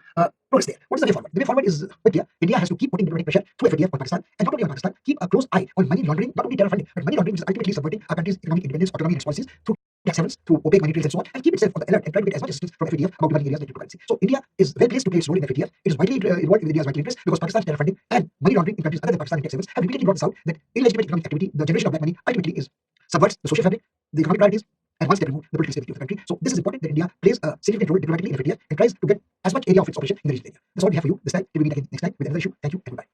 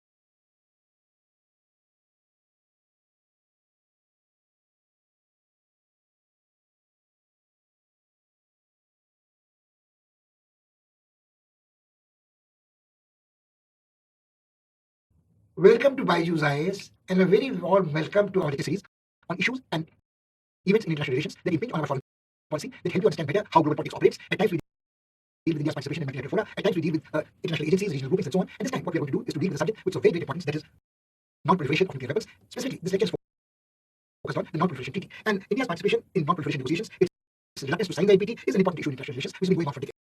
So we shall have a look at the historical background and then deal with issues, various aspects of the issue one by one. What is NPT? NPT, of course, is the non-proliferation treaty. Extended form would be non-proliferation of nuclear weapons, but the short form is NPT, and everybody understands it is dealing with non-proliferation of nuclear weapons. But before we proceed any further, we have to keep in mind the advent of nuclear weapons. The advent of nuclear weapons was an earth-shaking literary event during the Second World War. There was a test at Los Alamos, the first time the nuclear weapons were used, when at Hiroshima and Nagasaki, that secured the surrender of Japan. Actually, one could say that the end of the Second World War was brought about by nuclear weapons. So as far as the Allied powers were concerned, it was the weapon of victory. But at the same time, it exposed the threat of nuclear holocaust. The way Hiroshima and Nagasaki were destroyed in a blink of an eye. Hundreds of thousands of people were reduced to ashes. Nobody at that time had known of the risk of radioactive pollution, but the sight of big cities being extinguished in a blink was bad enough. So there was a specter of global destruction which loomed large ever since, and people thought that unless nuclear weapons were controlled, the genie had been opened up the bottle and it would be very difficult to put it back. So it took some time for people who had atomic weapons would like to retain the monopoly of this weapon, which was superior to any other weapon till that time. But very soon the US monopoly ended, and the Soviet Union had also acquired weapons. But then the idea was that if both these two superpowers use these weapons against one another, it would be a sure prescription for global destruction. People like Bertrand Russell raised the question: has mankind a future anymore? And they said that if people persisted on using nuclear weapons, built up strategic doctrines, it would be a sure path to mutually assured destruction. It was given the acronym NAD. Very apt. But all you have to see, the way about is this, that this was the agency which led to a ban on distribution of nuclear technology. It was first proposed by a small country, Ireland, in the General Assembly in 1961, but by that time, everybody was very conscious what the risk of, actually the advent of Cold War is explained in terms of the hot war was no longer a possibility between the two superpowers, so they had to fight proxy wars through their procedures in different sectors of the globe, and whenever they came to the brink of a confrontation between themselves, they stepped back. This time it happened in the case of the Korean War, it happened at times with China threatened Taiwan, but then all that is a different story. What is interesting is that in India's foreign policy formulations, nuclear disarmament has always, actually disarmament has been a pillar of the Indian foreign policy, like it was non-alignment, it was peaceful coexistence, it was anti-colonialism, it was anti-racism, imperialism, and it was disarmament. So it was a policy of peace and everything was interrelated. So when the issue came in 1961, people thought that India would be supporting it very, very actively, but before we come to that, the road to NPT is something, there was a discussion of, at one stage, DPT, total test ban treaty, then there was partial test ban treaty, PTBT. These are relations which are no longer relevant in the context of NPT, but I'm only explaining this that you have a general historical background and a context in your mind. And the road to NPT from beginning was there's a very interesting thing that there was a treaty was negotiated primarily by the 18-nation committee. It's called 18-nation disarmament committee in Geneva, and it continued to work on these things till they negotiated a framework treaty in 1965. And you see, the interesting part is, although it was almost negotiated, it was open for signatures only in 1968, and then treaty came into force in 1970. But the interesting part was this: India was not a party signing this treaty NPT at all. What was the position? Because India has consistently, with this argument further, felt that a sovereign state should have the autonomy to decide its nuclear policy. Nobody outside should dictate that we have nuclear weapons, but you can't have nuclear weapons. So this was in India's mind a discriminatory treaty, and India was non-aligned. India was a nuclear capable power which had started nuclear energy peaceful uses research a long time ago. With some assistance from Canada, the first nuclear reactor had come up, and India's skills in nuclear technology were well recognized. Even this 18 Nations Disarmament Conference which was ongoing about nuclear weapons, the Indian scientists participated very, very actively. So India had this consistency, but then what does the new NPT envisage? It envisages that the non-nuclear states, which means that the countries which had not acquired nuclear weapons before it was signed, will remain have to sign and voluntarily give up their right to develop nuclear weapons. So this would allow them to establish nuclear installations for peaceful users, but no nuclear weapons. So it is proliferation, the word simply means spread. So the spread of nuclear weapons was to be stopped, and it was to be monopolized only by the countries who had acquired nuclear weapons by that time. So it was United States, it was Russia, it was France, it was UK, and a little later China had acquired it. Now, unfortunately, what happened was the Indian policy seemed to vacillate. They were died, but Mrs. Gandhi was not very quite clear that she would acquire nuclear weapons and announce that India had nuclear weapons. They were vying, they were valuing pros and cons of the nuclear weapons, but in the process, nuclear weapons were not tested by India. It was tested much later in 1974 in Pokhran 1, and India even then was irritated about saying that, oh look, what we are doing is that is a peaceful nuclear explosion, and if they didn't even call it explosion, they called it an implosion. So the peaceful nuclear explosion, or call it implosion, was what was Pokhran 1 in 1974. Now, India's investigation about declaring to the world that we had acquired nuclear weapons was very clear, because even afterwards, they said that India is outside the exclusions, they have not acquired nuclear weapons, so they must sign the NPT now. More countries are parties to NPT than any other armed disarmament agreement. It is a testament to treaty significance. It is a testament to treaty significance. It also is a testimony to the fact that many countries in the world, most countries in the world, are not in a position, not capable to have nuclear technology to produce nuclear weapons. So they either are dependent on smuggling nuclear technology from a country which has nuclear technology, or ready-made tactical weapons, but that's a different story. The objective of Article 4 of the treaty, Article 4, is to foster international cooperation in peaceful uses of nuclear energy. Now, this is what creates the greatest problems. The nuclear energy is supposed to be a clean energy for power generation. It is used for agriculture. It is used for medicine. So what happens is the peaceful uses of nuclear energy are increasing. But to have the peaceful use of nuclear energy, you must have nuclear technology. And the line which divides the peaceful use of nuclear technology in countries which have the nuclear capability and can shift to a military use of nuclear energy is a very thin one. So if they keep enriching the nuclear fuel, if they keep working on the delivery of the weapon systems which can deliver bomb, this thing becomes tricky. So this is what has been creating a problem, and this is what the significance of NPT is. Now, of course, goes without saying, NPT is a landmark treaty whose objective is non-proliferation, stopping the spread of nuclear weapons and weapons technology. Right to peaceful use or promote cooperation in the peaceful use of nuclear energy, of course, can't be disputed. Disarmament to further the goal of achieving nuclear disarmament and general and complete disarmament. So the negotiations earlier were about general disarmament. There were other weapons which were supposed to be taboo, chemical weapons, biological weapons, weapons of mass destruction which were causing havoc. So people thought that general disarmament would not be progress unless people agreed on nuclear disarmament, because that was the most lethal weapon. The treaty represents the only binding commitment in multilateral treaty system to the goal of disarmament by nuclear weapon state. Now, this is important. The 5 nuclear weapon states, all of them actually members of the Security Council, exercising veto, try to posture by saying that look, we have abided by this NPT, so everybody else should also sign it and abide by it. Interesting double standard CRR, which is India's primary obligation, that it is a treaty imposed by the haves on the have-nots. So why should the haves, who are the threshold of developing a nuclear weapon, not exercise their right to have nuclear energy for their defense as well? Peaceful uses, yes, but to maintain peace, you might as well have nuclear deterrence. We talked about the advent of Cold War. So the two superpowers could say that a war between the two of us has been avoided because of nuclear deterrence. Why should the other countries in the region feel that nuclear deterrence should not save them from enemies next door or allegiance away? So this is something which you must carefully keep in mind. So this commitment by the haves and trying to use it as an argument to let the have-nots agree with that is a strange one. The members, of course, there is a total number of 191 members, and you have India, which is not a signatory, Pakistan, which is not a signatory, Israel, which is not a signatory, South Sudan, which is not a signatory. Now, South Sudan is the new kid of the block, very recent member, but Pakistan, Israel, and India. Now, India had the nuclear capability, did not choose to produce nuclear weapons. Post-Nehru, the idea is that Lal Bahadur Shastri had prepared the ground for this, but Mrs. Gandhi was in two minds whether she should exercise that or not, despite the 1971 nuclear blackmail, which the Americans had tried their best to impose on her during the Bangladesh Liberation War. But that probably made up her mind that she should, after she had signed the Treaty of Peace and Friendship with the USSR, that India should acquire this independent option to protect its sovereignty, independence, and integrity. But by that time, it was too late. When she's had the Pokhran 1 experiment, the treaty, NPT treaty had been signed, ratified, open for everything, and people would say, no, it's too late, India missed the bus, so India should sign the treaty. There are 178 non-nuclear weapon states. So obviously, most countries, as we mentioned earlier, do not have the capability to produce nuclear weapons, so it doesn't really matter how many what the numbers are. Pakistan did not sign because it always has sought a parity with India. Israel has been a bit of a, shall we say, not a rogue state, but a state, a protégé state of America, where Americans have put up with a lot of the trap behavior by the Israelis. The Israelis would say that because they were surrounded by Arabs in an area where indulging in terroristic activity is there, to survive, they should have a nuclear deterrence of their own. Now, the interesting part is this, that before a certain period of time, there were threshold states: Brazil, India, Israel, which are considered to be states which are on the verge of acquiring a nuclear weapon. So was Iran. But this concept of threshold states about to acquire a nuclear weapon was weakened when Brazil signed the NPT. Brazil could not take pressure from the United States. Israel, of course, we have said is a different category. US was very happy to have Israel being wavered and indisciplined. Iran, more tricky case, we'll discuss that later. When even when Shah was there, its nuclear capacity had developed with, of course, American assistance, but the Americans subsequently, after the Islamic Revolution, were very worried about Iran. The idea was that Iran is the Islamic jihadists might pass on the nuclear weapon to other countries, wherefrom it would be, of course, not monitored, not checked, and so on and so forth. More countries have ratified the NPT than any other arms reduction talk, but I think the game of numbers is useless because most countries are not in a position to assert their autonomy, their sovereignty vis-a-vis either USA or Russia, and of course take the pressure from China. So they will sign it. So the nuclear weapon states is a definition which you must not forget. Those states who had built and tested a nuclear device before January 1967. These were only these: UK, US, France, Russia, China, we repeat again, and they agree very kindly, very condescendingly to share the benefits of peaceful nuclear technology. Now, what happens is interesting. If a country refuses to sign the NPT, these 5 Bs can say that we will not give you any nuclear energy even for peaceful uses. We will not give you heavy water technology. We will not give you latest technology which makes safe nuclear reactors. We will not give you heavy water facilities, etc. We will not give you nuclear fuel, and this is what creates problems for India. Non-nuclear weapon states are those who agree never to acquire nuclear weapons, get the benefits from the membership, which is peaceful uses of nuclear technology. And signatories other than nuclear weapon states, you can count and see. You can look at the map. North Korea acceded to the NPT in 1985, but withdrew in 2003. By that time, it had, thanks to the policy of the Pakistani nuclear scientist A.Q. Khan, and thanks to the assistance it received from such diverse partners as its patron China, People's Republic of China, and Iran, had got the nuclear weapon capacity. Now, here again, the situation is something like Israel. If the United States is happy having Israel having nuclear weapons and not signing NPT, the Chinese People's Republic of China is very happy North Korea having withdrawn from NPT and not being responsible for almost 2 decades to the NPT restrictions, and flagrantly flaunt its nuclear weapons, having missiles shooting over the Japanese airspace, the South Korean airspace, and being a threat to American positions. The North Korean leaders have repeatedly said that now they have missiles which can reach American soil, at least in Hawaii, Okinawa base, or even the outer rim of the Pacific coast. So the irresponsibility of the non-NPT but nuclear weapons in reality effective states is increasing. The 4 UN members were never accepted that India, Pakistan, Israel, and South Sudan, but Israel is in position of nuclear weapons. It keeps threatening Iran's nuclear program with that, and also North Korea is again. So one is aligned to the People's Republic of China, other is very much on the side of the United States. The tensions might be there about policy, but India and Pakistan again is interestingly a double client stage, both of America and of China. That leaves only India as a large country which has not signed the NPT and which is nuclear weapon capacity. It is accepted that it has now nuclear weapons. It says it's not an implosion, it's not a peaceful nuclear device, but it keeps insisting that it will not sign an NPT as it's a discriminatory nuclear restrictive regime. But before we discuss that, let's have a look at what the key provisions of the treaty are. The treaty rests on 3 pillars. One is non-proliferation. Nuclear weapons should not spread to more people. It should prepare the way for general disarmament, and it should also promote peaceful uses of nuclear energy. Now, this peaceful uses of nuclear energy is again an interesting thing. Peaceful it may be, but again the technology is monopolized by either Russia or the United States of America or France or UK. So any developing country or any semi-developed country which wants this latest technology has to come with that. And this also is negotiated in a manner where there is a quid pro quo and pressure to this. Each nuclear weapon state agrees not to transfer nuclear weapons equipment to any recipient and not to assist any non-nuclear weapon state in this regard, which means that they have formed a pact. There may be ideological differences between the USA, the Russians, the People's Republic of China, but as far as non-proliferation is concerned, they want to retain control within themselves, and they all take decisions unanimously. India has had to pay a price for that when nuclear fuel supply was stopped for it after the Pokhran 2 experiment, and you have each non-nuclear weapon state agrees not to manufacture, acquire, not to source any other key equipment, not to seek any assistance in that regard. Now, it says that these non-nuclear weapon states that agree means that those are the signatories. The signatories to the NPT agree to do this. But those who have not signed the NPT obviously don't agree to any of the assignment. They are free to acquire from any source nuclear technology. Each non-nuclear weapon state agrees to sign a safeguard agreement with IAEA. Now, this is interesting because IAEA, International Atomic Energy Agency, is not really concerned primarily only by non-proliferation. It is about safety of reactors, especially after the Chernobyl disaster, the Long Island disaster, the Fukushima disaster. So it goes into the safety factor of the peaceful use of nuclear energy. It provides benchmark and standards, and of course, it monitors any signatory to NPT going outside misbehaving. This leaves 2 cases very interesting, and 2 cases, one is Iran, and the other is, of course, India. Now, neither Iran is going to agree, accepts the jurisdiction of IAEA, but it says that what it does is peaceful use of nuclear energy, and when the monitors of IAEA come, they impose on it restrictions which are not fair and which try to subvert and cripple its peaceful nuclear energy program. The argument may not be entirely valid. The people might say that the Iranians are cheating on the agreement given by them to the NPT. But the interesting thing is this: the nuclear program in Iran has been subverted, sabotaged by too many accidents. Iranian scientists have been murdered in mysterious circumstances or admitted to the accidents. Iran directly threatens that if it comes to the crunch, it will have a strike to destroy the nuclear installations in Iran, which are supposedly for peaceful uses. But they say that no, if you have a central manufacturing facility outside the plants which are subject to the NPT IAEA regime, it also has a risk of nuclear fuel enrichment, and Israel can't take this. This is one point which is a point of difference between USA and Israel, because if Israel, in a fit of madness, shall we say, a very, very hawkish Israeli leadership does this, it might release radioactive material in the immediate neighborhood. It might result in retaliation, which are or even a preemptive attack by the Iranians too, which puts into threat either the Saudi installations or the American assets somewhere else. So this is interesting. And nothing in the treaty says key provisions shall affect the rights of members to acquire nuclear energy for peaceful purposes. But you see, this is when you say that the technology and equipment for peaceful purposes is only to be had from the nuclear weapons state, the 5 majors. There is unsaid restrictions here also. They are free to get it, but whether the donors or the people who have the technology will transfer it remains open to question.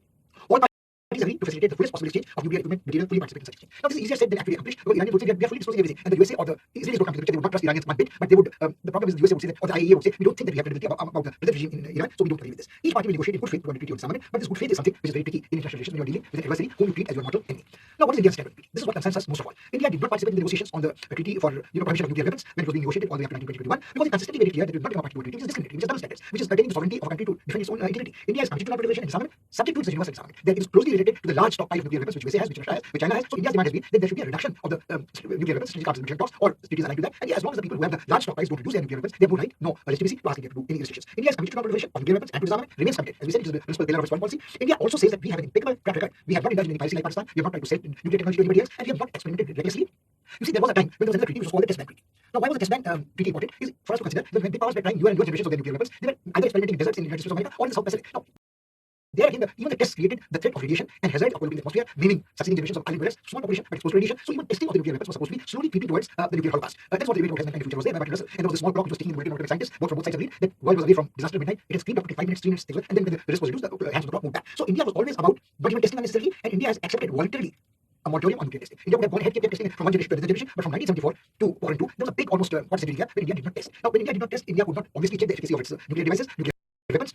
There's been some debate within the country whether what India tested in Pokhran 2 was a nuclear device or not. It was claimed by the government what was the yield, and the yield was probably less than what India propagated. But India has codified its own nuclear doctrine very clearly. India will never use nuclear weapons, no first use. This is number one. Minimum credible deterrence was a concept articulated by the then Prime Minister Atal Bihari Vajpayee after Pokhran 2, where he said we have never carried on any nuclear activity testing or use outside India's border. So we believe in a minimum credible deterrence which keeps the enemy next door away. So, and we have also committed in our nuclear doctrine non-use against a non-nuclear weapon state. Now this actually leaves only two states with India has a hostile relationship. Pakistan next door. Pakistan doesn't qualify as a non-nuclear weapon state because they have acquired a nuclear bomb as well, and it applies to China. And there was actually one Defense Minister, George Fernandez, who very clearly said that India must have this nuclear deterrence and weapons because China, otherwise we can't cope with China in traditional financial warfare terms. But you see, the whole point is the inequality of the NPT and the non-discrimination under the treaty till it is sort of contended with. You can't bar nuclear weapon states can't do that. Others from acquiring or expanding nuclear weapons. India's stand continues. It thinks that it's disappointed that there's been lack of progress towards general disarmament, so NPT has not led to that. And you see the world's panic and hysteria about weapons of mass destruction, whether they are chemical weapons, whether they are biological weapons. The whole history of US intervention in Iraq and Syria and elsewhere is related to this. There is still a panic about weapons of mass destruction, not necessarily nuclear weapons. There could be anti-personnel weapons which are very known, like the landmines, etc. When the virus escaped from the lab in Wuhan, people were once again made conscious of the biological weapons. You have nuclear weapon states have not shown any indications to disarm themselves or to reduce their arms nuclear stockpile beyond a certain degree. It's supposed to be mutual, but it doesn't actually happen. That it is a degree of trust between the USA and the Russians at the moment. Nuclear weapon states are actively promoting nuclear weapons in their strategic doctrine. So as far as their planning for future is concerned, they have very much role of strategic nuclear weapons, tactical nuclear weapons, clean nuclear weapons, which precisely destroys property but not personnel, things of that kind. India cannot join the treaty as a non-nuclear weapon state. If the country is recognized India's status as a nuclear weapon state, India probably will have no objections to signing the NPT. India favors negotiating a nuclear weapons convention towards global disarmament. This is a wish list, a general one. There are no signs that either the superpowers or the other major powers, UK and France, would agree to that. Lack of any consensus among the parties on the review of the treaty. Now, of course, there is a review which is proposed very soon, but in 2002, the Indian Prime Minister recognized that India's indigenous nuclear weapons program was, first of all, it was a weapons program. So India was declaring that it was a weapon state, is a nuclear weapon state. Nothing more than a minimum critical deterrent that is necessary for regional security, and that India has not contributed to nuclear proliferation beyond this border. This is something which we have mentioned before. I think it's worth keeping in mind. Now, what are the recent developments? The recent developments is the 10th review conference of the parties to NPT will be held in 2022 at the UN headquarters in New York. Interesting, but I don't think that India's stand will change at all. Or the stand of the nuclear weapon states vis-à-vis India will change because India at the moment has a pretty hostile relationship adversarial with the People's Republic of China, so China would not change its stance in letting India join this small club. At the same time, the US has been making offering soft to India. They will transfer technology to you. We will not continue with sanctions against your nuclear program, but they wanted to take India to make a commitment to US's strategic perspective in South China Sea, in the Indo-Pacific region, counter China, but that is again going to be history. Now, Iran threatened to withdraw from NPT if the nuclear program is referred to the UN Security Council. Now, keeping Israel's close ties with the United States, it is difficult to imagine that the USA would drag its feet, particularly about Iran, if the current round of negotiations in Vienna doesn't succeed. Now, the current round of negotiations with Iran in Vienna has very many problems. President Obama had almost prepared the ground for Iran to lift sanctions against Iran, give it humanitarian assistance, and Iran, as a reciprocal gesture, making a commitment that it can find its nuclear program to peaceful uses, not enrich its fuel beyond a certain degree. But when Trump withdrew out of it suddenly, Iranians can impose more sanctions. Iranians were very, very unhappy. Now, no progress has been made in these negotiations as yet. There is a six-nation talks taking place in Vienna. They are USA, they are Russia, they are China, they are UK. But USA is not there. There's UK, Russia, China, Iran, France. These countries are the six nations. USA is behind the scenes trying to put pressure on Iran through its allies, NATO allies, UK, France, and of course Germany. And then of course Iranians are looking forward to the presence of IAEA. So there is a more honest brokering at the table. But the positions have not changed. They have not hardened. But Israel is full spanner in the world. So Israel always thinks that if the US under Biden renegotiates the non-proliferation with Iran, it will hurt Israel's strategic interests, and Israel keeps threatening that it will launch an attack. Treaty on the Prohibition of Nuclear Weapons first came into force in 2021. It was the first ever legally binding agreement to comprehensively ban nuclear weapons adopted by UN member states. I think UN member states are inconsequential as far as India is concerned, as far as recent developments are concerned, as we've been trying to harp again and again and underline. Nothing has changed as far as India is concerned. As long as the world, the nuclear weapons state do not recognize the nuclear weapons status of the Indian state, no progress can be made. There is one other difficulty as far as India is concerned in recent developments. The Japanese Prime Minister has always pressed for progress in NPT to scrape nuclear weapons, and Japan also is the only country in the world which has suffered due to use of nuclear weapons. We mentioned Hiroshima and Nagasaki, not only during wartime. They had a particularly disastrous accident in Fukushima, so even the peaceful users of nuclear energy is suspect in the eyes of the Japanese, and the Japanese would also take a stance which we may not say an anti-India stance, but not a stance favorable to India's entry into the nuclear states club. Iran's negotiations with the US continue, but we mentioned that we can't sort of anticipate what would happen in these negotiations, and this would in any case decide the fate of the Iranian nuclear program, peaceful development or enrichment. It would certainly not affect India and its relationship with the nuclear weapon state. That's thanks due to rogue states, because as long as the Americans have turned a blind eye, the Chinese have turned a blind eye to North Korea and to Israel and the piracy, nuclear piracy of Pakistan, I don't think the Indians would change their stance about this at all. Now, what is the way forward? The way forward is that we have to strike a very, very odd balance. We, at one stage, we have allied ourselves to the US strategic perspective in the South China Sea, Indo-Pacific area. At the same time, we are trying to degrade the lost ground with Russians. We have a rivalry and animosity with China, which is not going to dissolve, disappear, or be solved in near future. So we have an environment in the nuclear diplomacy which is antagonistic to India. At the same time, India is the second most populous country in the world. India is an emerging country. India has a very interesting presence in the global economy, and India has the technological capacity to, like Iran, pursue a nuclear program on its own. But pursuing a weapons program has hazards of its own. There might be sanctions, there might be denial of technology. Can India afford to take this risk? Is something which we have to worry about. Thank you very much. This is all we have in this lecture for you. Next time we take another topic, and till then, goodbye.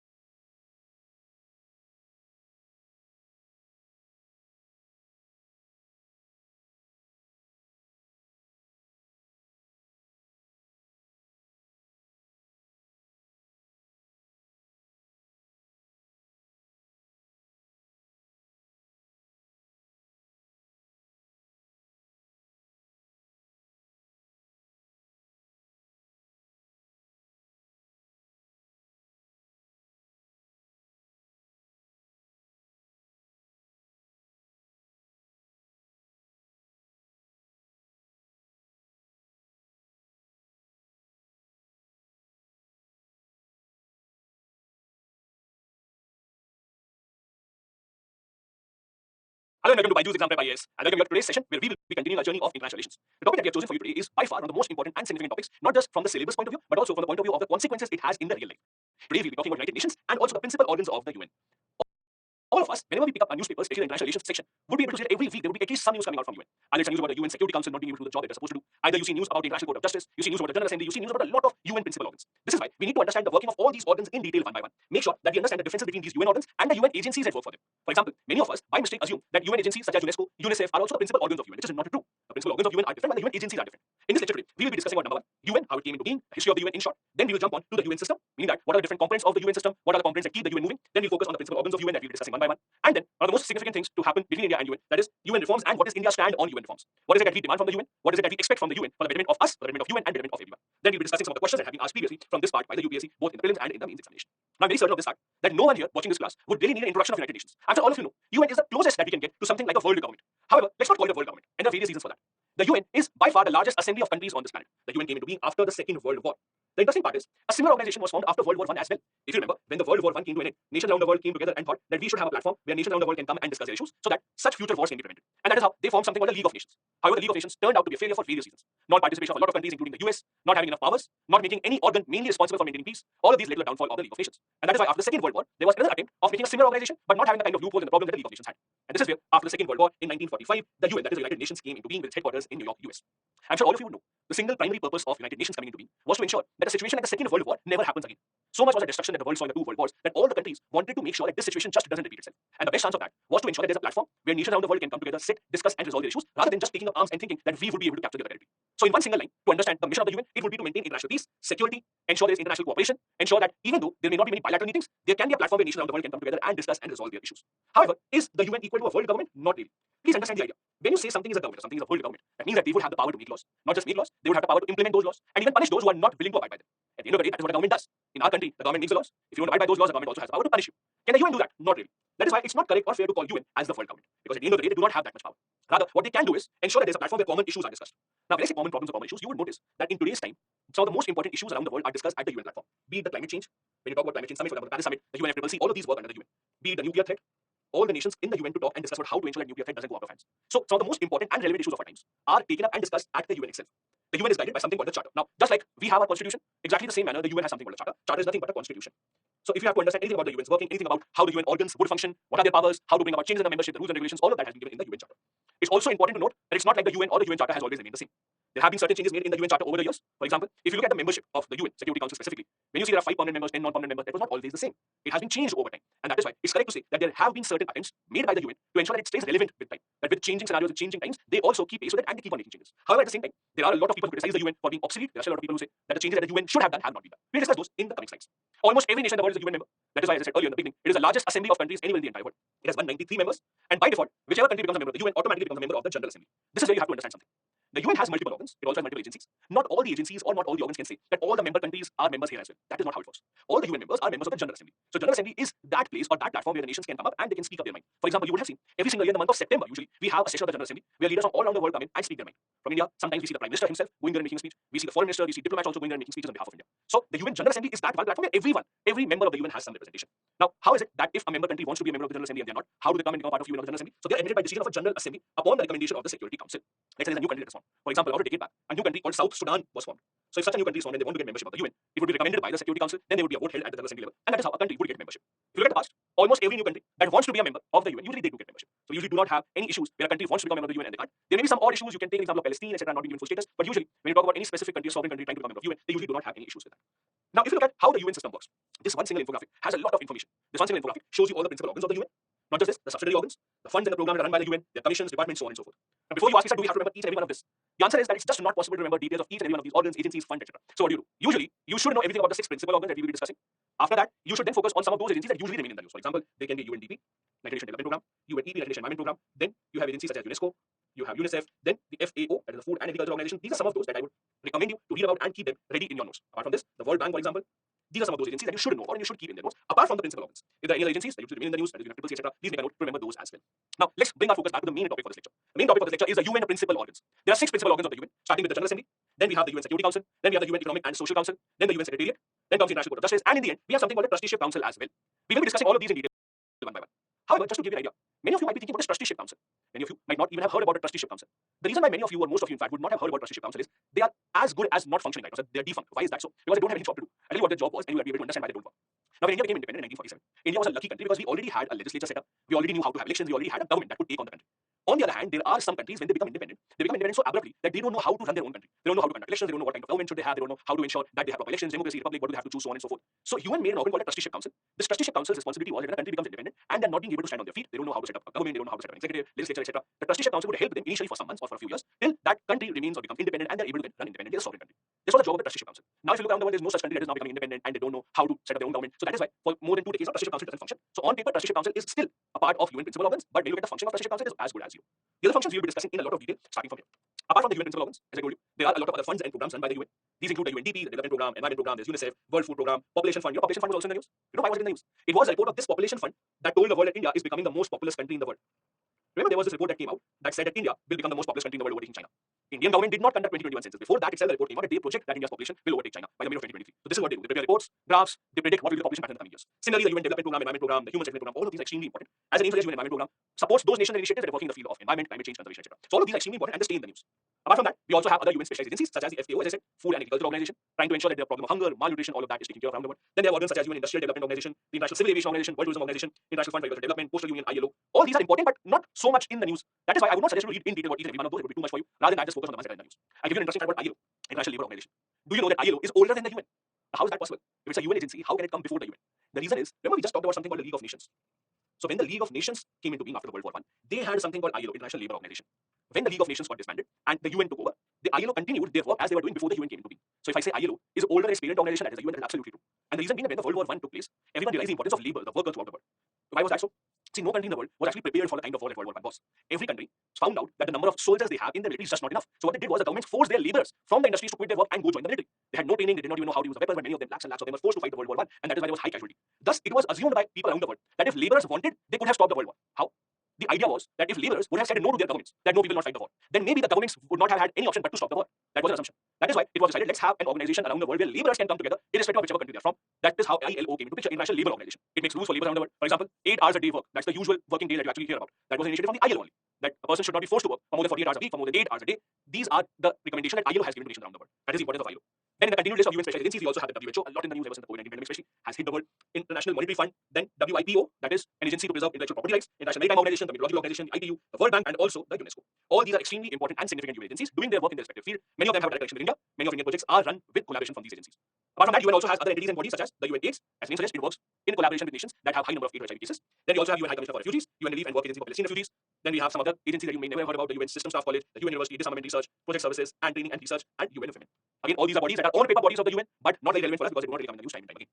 Then there are some organizations which are related to the UN. Now, the key word here is related. Please remember, when we say related organizations, what we mean to say they are not UN organizations.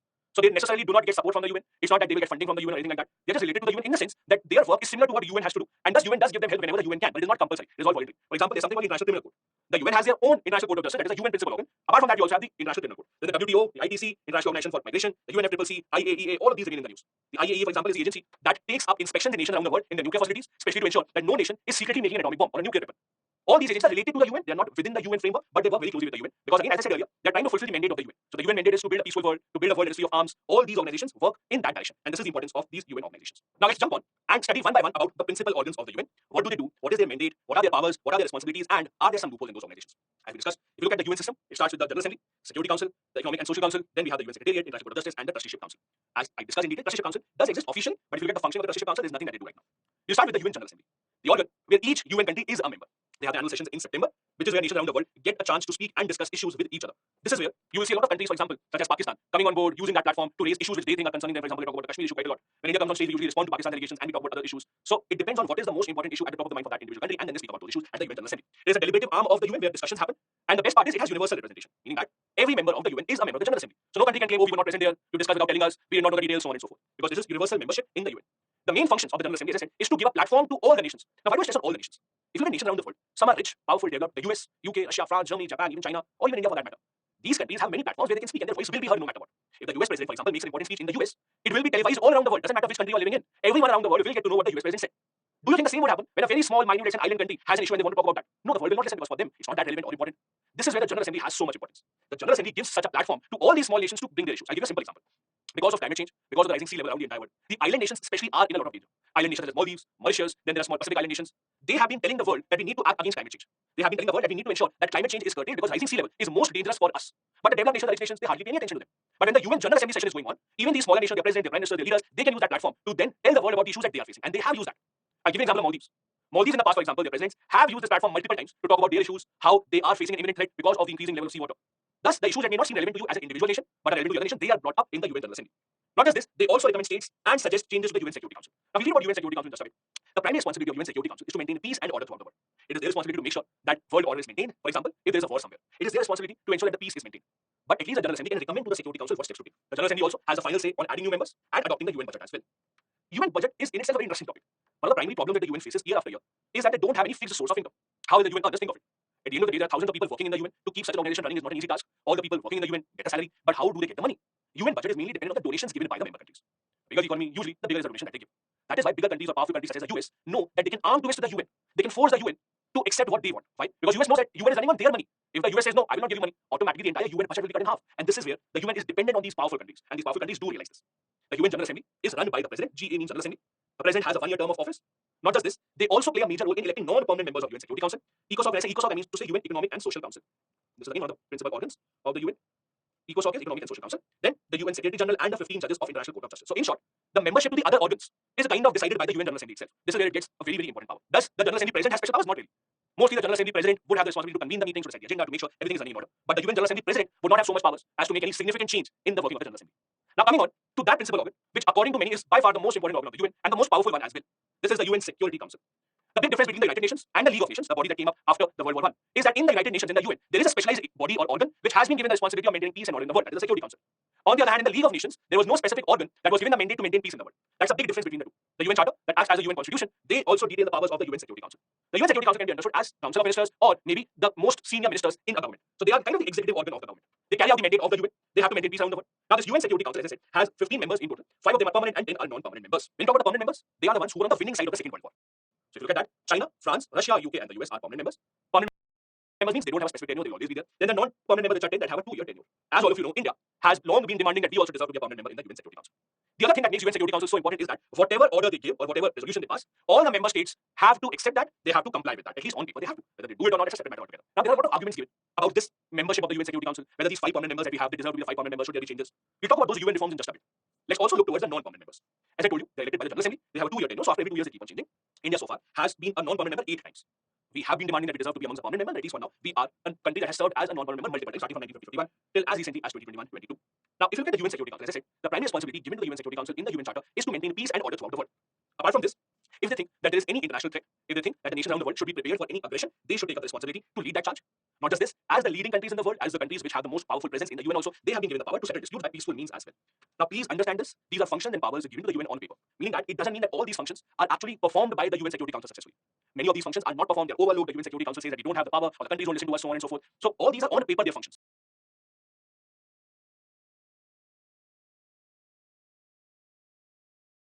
Whether they are able to do that or not, it's a separate matter altogether. For example, many people argue that UN is a failed body because its primary responsibility was to prevent wars. And you see, every few years we have a big war. The Ukraine-Russia war. But if you go back, Vietnam war, where US and USSR were fighting, what happened in Afghanistan, what happened in the Middle East, what happened in Libya, Syria, Yemen, there are so many examples. And there are examples where these permanent members of the UNSC themselves are involved. So if they are the ones who are involved in these conflicts, how can they maintain peace? But again, if you ask them, their situation is separate. They will say that we are going and getting involved in these conflicts to maintain peace. So they will have a different argument to me. But by an overwhelming majority, the experts believe that no, the UN has not been successful, mainly because the permanent members have been thinking on their own national interest rather than the responsibility they have towards the world. UN Security Council can also put sanctions if they think that that would make sure that a conflict is resolved or a conflict becomes at least easier to resolve. As I said earlier, India and many countries, when I say many countries, that includes Middle East nations or West Asia as you call them, African nations, many of the other countries including Germany, Japan, then we have Brazil, all of these have been demanding that they should also get a permanent seat in the Security Council. We'll discuss that in a lot of detail later on. The third principal organ of the UN where we want to focus is UN Economic and Social Council, also known as ECOSOC. Now the name itself is very clear, but what do? They usually take up social activities, economic activities throughout the world and ensure collaboration in these. Their primary responsibility is to ensure development goals are met, especially in the poor nations, the least developed nations. If they need a certain help in collaborating with a powerful nation or a rich nation, they try to act as a bridge. They have only 54 members, which are elected by the General Assembly, and they have a 3-year term. Now, a lot of UN agencies work under ECOSOC especially, because these agencies are working again in the field of sustainable development. Sustainable development, can you remember sustainable development? Why exactly is it a buzzword these days? Sustainable development goals. Remember the 17 sustainable development goals, the SDGs that nations around the world have to achieve by 2030? The primary responsibility of ensuring that these sustainable development goals are met is also of ECOSOC. So ECOSOC works not only on the concept of international peace, security, they are mainly into human development, they are mainly to ensure that the development goals are met. Then we have another principal organ of the UN, that is the judicial arm of the UN. This is the International Court of Justice, the ICJ. The ICJ, remember, is the only principal organ of the UN that does not have its headquarters in the US. it has its headquarters in the Netherlands. As you can see here, all the other principal organs of the UN are located in New York, in the US, while the ICJ is not. It is a principal judicial organ of the UN. This was required because rather than allowing the nations to take up their fight and solve them with weapons and use of force, it was always better to ensure that there is at least a judicial arm, a kind of a court where the nations can come and resolve their disputes. This is where ICJ has a very, very important role. Not just do they resolve disputes amongst nations, they also act as an advisory body to a lot of UN organs. As we can see, their main function is to settle legal disputes submitted to them and to act as an advisory body to the UN organs. UN organs, because they are dealing with a lot of different nations, they also need this advice. What is in line with international law? What can they do? What can they not do? This is where ICJ becomes important. The good part is India has usually had some kind of a representation in the ICJ more often than not. Justice Dalveer Bhandari, an Indian judge, is one of the serving judges in the ICJ. He's serving his second term. Now, if you actually read about Justice Dalveer Bhandari, it's a very interesting case. I'll tell you why. For a very long time, although it was not a rule, but for a very long time, the ICJ judges were elected as such that the 5 permanent members of the UN always had at least one judge each in the ICJ. So US, UK, France, then we have Russia, and we have China. All of these had at least one judge in the ICJ for a long time. Now, what happened recently? India's judge, Justice Dalveer Bhandari, his tenure got over, so they serve a 9-year tenure. He wanted to be re-elected, and what happened was that when the election process was going on against him, there was a UK judge who was contesting. And how the voting goes on is, for a judge to get a seat in the ICJ, they would have to get majority of the votes separately in General Assembly also and in the UN Security Council also. So UN Security Council also will vote separately. They would have to choose the judge, and General Assembly will also vote separately. They will also have to vote. So what happened was there were multiple rounds of voting, and every time the result came out, Indian judge, that is Justice Bhandari, used to win in General Assembly, but the UK judge used to win the Security Council. There was so much support for India that eventually the General Assembly had their way, and the Security Council had to change their vote. And in the end, Justice Dalveer Bhandari got a second term, making sure that for the first time ever, the ICJ does not have a judge from one permanent member, that is from UK. So UK judge got defeated. There was no rule that a permanent member will always have a judge, but it was a very interesting election where an Indian judge did win the election eventually. Before him as well, we have had multiple judges from India as part of the International Court of Justice. Sir Benegal Narsingh Rao. Now, do you find this name familiar? Do you think you have heard this name somewhere? Or let me write his name in some other way. Let me write this as Sir B.N. Rao. Now, do you think have you heard his name? Maybe yes. If you think no, or if you think it looks familiar but I don't know, I will give you a hint. Indian polity. In Indian polity, go to the chapter of making of the Constitution. In that chapter, when you read about Constituent Assembly, you would read that Constituent Assembly had a constitutional advisor. You remember that? Who was his advisor? Sir B.N. Rao. So this is the same person. Sir B.N. Rao, who acted as a constitutional advisor of the Constituent Assembly, he later on became a judge of the International Court of Justice. And we had Justice Nagendra Singh, Raghunandan Swarup Pathak, and Justice Dalveer Bhandari. The qualification is simple. For a judge to be a judge of the ICJ, they should be qualified to be a judge in the highest court of their country. So if all these are qualified to become Supreme Court judges in India, that is how they will be qualified to become the judges in the ICJ as well. So that's the simple qualification criteria. Now, the interesting part is, India has gone to the ICJ multiple times. There are a total of 6 occasions on which we have gone to the ICJ, and as expected, many of them it has been against Pakistan. For example, the first case where India went to the ICJ was about Portugal versus India. It was 1960. So as you can imagine, Portugal controlled Goa. India wanted Goa to be a part of their territory. India did not allow Portugal to fly their planes over India because they did not want any help to come to Goa by the planes flying over India. India did not allow that. That was the first case. Then appeal regarding the jurisdiction of ICAO Council. Then we had trial of Pakistani prisoners of war. The Pakistani prisoners of war, they surrendered to India after 1971 war. This case went to the ICJ. Then we had the 1999 Adel incident between India and Pakistan. That case also went to the ICJ. Then the most recent one is the Kulbhushan Jadhav case, 2017, and before that, we also went there for negotiations regarding nuclear arms deals. The question is, do you have to remember each and every one of these? I would suggest no. As long as you have a lump sum idea that okay, there are 6 cases where India has gone to the ICJ, that is good enough. There is no possibility that the UPSC will ask you details of certain cases. So don't worry about that. You only have to go into detail of what happened with which case, who was responsible, etc., etc. That is not really relevant for you. So don't worry. Just remember, most of the occasions happening against Pakistan, and focus more on how the ICJ works, what are their powers, how do they give judgment, etc. A lot of times, aspirants become confused between the ICJ, International Court of Justice, and the International Criminal Court, that is the ICC. If you remember, just a few slides back we discussed, the International Criminal Court is not a UN agency, it's a UN-related organization. So it works closely with the UN, but not to say that they actually are a UN agency or a UN arm. They were in the news recently when, if you remember, the ICC, International Criminal Court, decided on a case against Vladimir Putin, the Russian president. There was a case against him that in the Ukraine-Russia war, there have been thousands of children from Ukraine who are forcibly being taken to Russia. So that was a case under which a decision was given by the International Criminal Court. That is why it came in the news. But remember, these were separate organizations. The International Criminal Court came to being very recently, just 2002. The only thing that they have in common is that they have the same place as their headquarters. While the International Court of Justice, that is a UN organ, it settles dispute between states, it does not really hear individual cases. On the other hand, International Criminal Court mainly talks about genocides, crime against humanity, etc. So, for example, if there's a government where the people running the government are conducting atrocities against their own citizens, killing their citizens, they are ensuring that there's genocide, people are being killed in the name of race, religion, because they are powerful people in their own country, there will not be any case against them. So the International Criminal Court takes up those cases. So they prosecute individuals. As I said, the ICJ mainly talks about states or discusses issues between states, while on the other hand, International Criminal Court will focus on individuals. The membership is also different. The ICJ has 15 judges and have a 9-year term each, while the International Criminal Court has 18 judges. How will their decisions be enforced is also very different.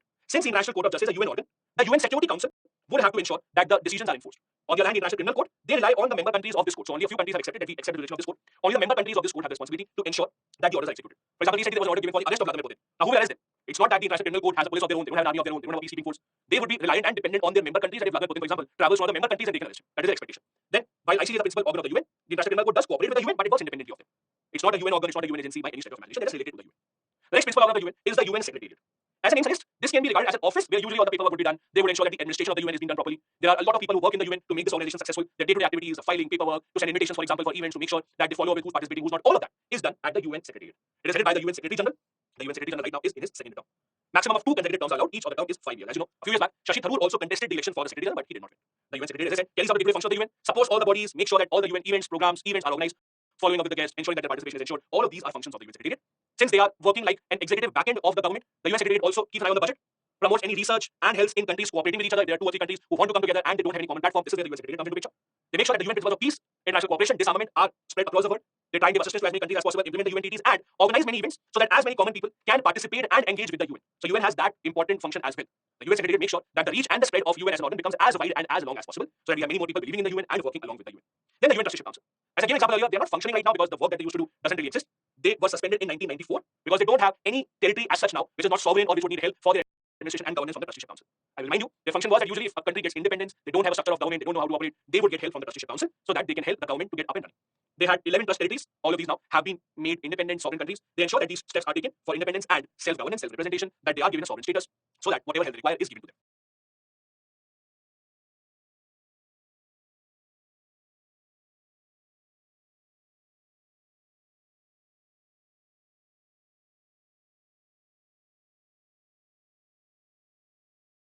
And now let's come to the big question, the question of reforms in the UNSC. Now, I'm not wrong when I say this, that the highest probability of a question being asked from this part, especially in the mains examination, is from the reforms in the UNSC. Also, India is at the forefront of asking for reforms, mainly because it concerns us, it concerns our future. And that is why we see a lot of news articles, editorials, even the statements from governments that we want reforms in the UNSC.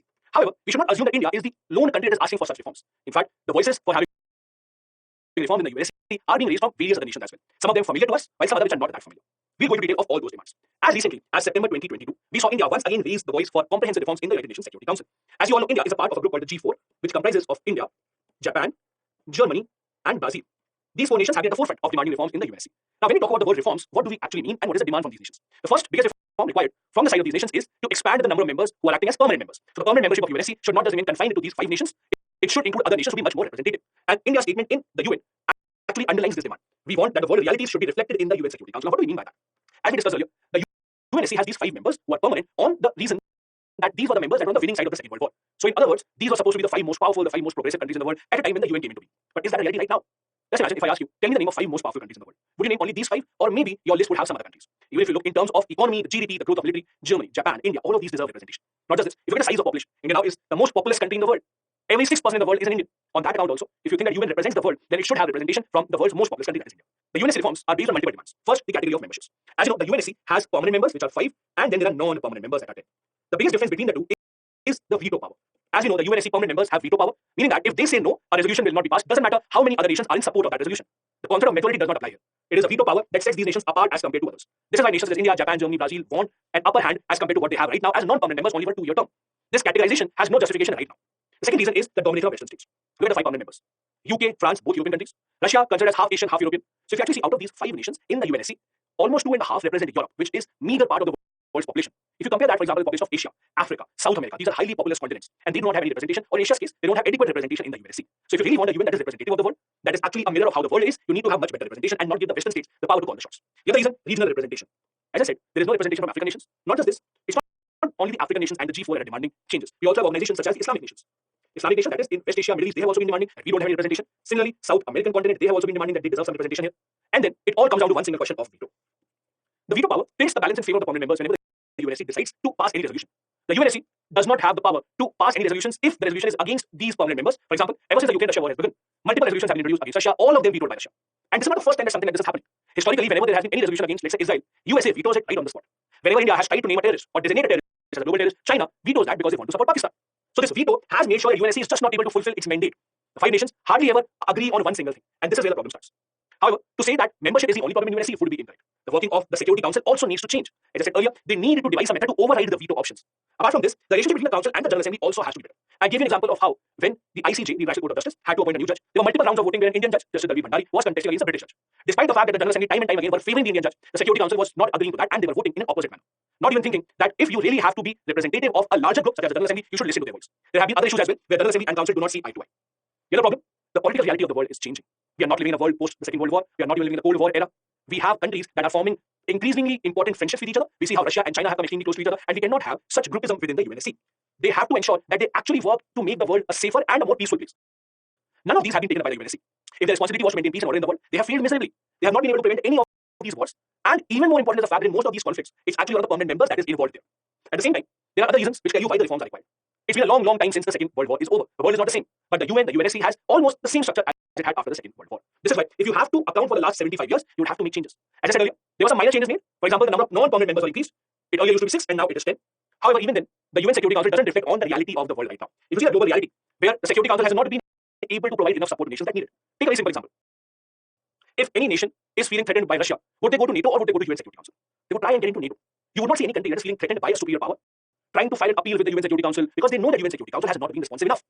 And this question needs to be asked, why is it that the UN Security Council, despite having all these powerful countries, the alpha, in the room, even then they have not been able to fulfill their mandate? There are so many examples of failure of UNSC. If you go in the history of the UN, there would be so many examples, but we are restricting ourselves to examples that are more recent because otherwise the list will be too long. We see the Iraq war, Syria war, Yemen crisis, we see the Russian invasion of Crimea 2014, or Russian invasion of Ukraine. None of these could be handled by the UNSC, and most of the IUC, it is the permanent members themselves that are involved. Rwanda, genocide 1994, Bosnia 1995, all of these were just ignored by the UNSC. Now you might say that, okay, we are living in a nuclear era, it's not easy to control any countries, fine, accept it. But it's not just about stopping the wars, it's about other issues as well. Look at the COVID-19 crisis. Till today, the world still doesn't know where did the virus begin. We still have no clarity whether the virus grew in a lab or whether it was an attempt by a scientist where they may have been experimenting on some other species. Or did it just come out from the wet market in Wuhan, as many media stories tell you. Irrespective of whatever was the origin story, the one thing that everyone accepts is that the virus started in China. But has the country been held accountable for that? No. There are absolutely zero questions asked to China about why and what happened. Not just this, even if let's say the virus was not in their control, why did it take such a long time to tell the world about it? The WHO in the beginning was siding with China. In the beginning, WHO could not even speak anything against China. Even the team that was supposed to go to China from WHO first, the team was not supposed to, or they were not allowed to come to China. Then when they went, they were not able to conclude anything. Not just this, even today we are living in a time where Western countries are overflowing with vaccines, and the least developed nations, the poor nations in the world, still don't have enough vaccine stock for their population. Such has been the disparity that we have seen during the COVID-19 crisis. And it was the responsibility of UNSC to make sure that these threats have to be curtailed, but they were not. Take an example of our neighborhood, Myanmar. Where again, the military, the junta, again came back to power. They could just allow a few years of democracy in between and then again in power. But again, did UNSC do something? No. Let alone taking any action, they did not even announce any new sanctions. And then the biggest failure of them all, the Ukraine invasion from Russia. Now, you might call it a war, but I would prefer calling it an invasion. The war is where two sides are fighting with each other. But invasion is where one side alone tries to invade the other country. This was the perfect opportunity for UNSC to show the world that we still have at least slight bit of power to stop one of our own permanent members from doing so much damage, from claiming so many lives, but none of that happened. This again proves the fact how UNSC has not been able to do anything worth its salt. Apart from that, what exactly are the reforms that can now happen at the UNSC? First, the biggest reform has to be in membership, expansion of the permanent members. The interesting story is most of the permanent members, except China of course, have supported India's bid. Whenever Indian diplomats or the Indian government talks to US or France or Russia or UK, they say that we do support your candidature. But then the problem is it's not as easy as it seems. First, all the permanent members have to agree. Second problem is, US for example has said that okay, you become a permanent member but without veto. Now, the problem is if we want to become a permanent member, the biggest reason that we want to get that status is because of the veto power. So what is the point of getting a permanent membership if you don't even have the veto power? The first reform as we discussed has to be expansion. Second reform, change the role of the council. We have seen how council over the past 75 years has just not been able to fulfill its mandate of ensuring peace, resolving disputes, building a more peaceful world. Maybe give some of the powers to assembly, maybe make another organization within the UN, maybe give more powers to the UN Security Council, or if one of the permanent members itself is involved in a conflict, give others to at least override that. That is the only way that the reforms can actually be introduced in an effective manner. We need to ensure effective resolutions and timely implementation as well. I'll give you one more example. The ICJ, the International Court of Justice, as we just did, when they give a judgment, the responsibility of getting it implemented is with the UNSC permanent members only. So they are the ones who have to ensure that the decisions are implemented and adhered to. But what if the decisions themselves are against the permanent members? A few years back, in the International Court of Justice, there was a case between China and Philippines. It was a territorial dispute in the South China Sea. The decision of the court was in favor of Philippines, but guess what? China did not accept any of that. They know they are one of the permanent members of UNSC. The UNSC cannot do anything without the Chinese vote, and this is what happened. The other reform required urgently is to ensure regional representation. Now, the interesting part is most other organs of the UN have a regional representation, meaning that their membership depends on the region. So they have a minimum quota that from this area, let's say from Asia, these members will come, from Africa, these members will come based on population mainly. But when it comes to the most important organ of them all, that is the UN Security Council, this is where we ignore that principle, which does not make any sense. These were the reforms that countries around the world, including India, are asking for. However, what exactly is the procedure to get these reforms done? Is it as easy as it sounds, or is it extremely difficult? At the end of the day, it's very similar to amending our constitution. Most of these reforms would require changes in the UN Charter. For example, if you want to have changes in the UN Security Council, you will have to ensure that this resolution is adopted by 2/3 members of the General Assembly, that would be 129 nations, and then ratified means at the next stage it would again have to be accepted by 2/3 members of the Security Council, including all the permanent members. This is where the problem starts. Because if you look at the permanent members of the Security Council, China, you can be 100% sure will not accept India's entry, for example, as a permanent member. They have not even accepted India's entry into groups such as the NSG, UK Supply Group. So China accepting India's entry as a permanent member is a very, very rare opportunity. So China accepting India's permanent membership in UNSC is even more rare. That will not happen for all the possibilities. This is why, whenever you ask a question to yourself, why is it that India wants to establish a relationship with as many countries as possible? Doesn't matter how small or big they are. We conduct military exercises with very small nations as well. Look at Nepal, look at Maldives, look at Mauritius. We try and have relationship with all these countries. Why? Because we know all of these nations have one vote each in the General Assembly. So when you need 129 nations to vote for you, you can't ignore even one single nation. And that is why our policy includes having good cordial relationship with all of these nations. India has been at the forefront of asking for restructuring and reforms in the UN, not just in the UNSC, but also in the other organs and parts of the UN. India is one of the largest contributors to the UN peacekeeping forces. India has been at the forefront of resolving most of these conflicts. India, in fact, has been one of those countries that has sent an all-women armed forces team to the UN peacekeeping forces as well. And since the UN peacekeeping forces work under the order and the advice of the Security Council, this makes all the more sense that India should have a permanent seat in the UN Security Council. When it is our troops putting their lives on the line for world peace, the least that should happen is that India should also have a say in that. India has for long been a supporter of multilateralism. We have long been trying to become members of multiple groups now, and India has always had a history of never misusing their position in any of these groups. Not just this, India doesn't even argue only for itself. India has also supported the bids from Latin America, Africa also, and India has said if we get a chance to be a member of the UN Security Council in a permanent manner, we would be the voice of all of these nations. As Harsh Pant said, India's inclusion in the UNSC will strengthen the global rule making. So India's objective is not just for our own betterment. The UNSC reforms are required for the betterment the world and not just India alone. These are all the things that we need to know about the UN and the UN principal organs. Let's go on to a few questions that you can expect from both the prelims and from the mains point of view. Let's look at this question. Consider the following statements about the UN system. Number one, there is no reforms made in the UNSC since its inception. Second, the World Trade Organization is one of the specialized agencies of the UN.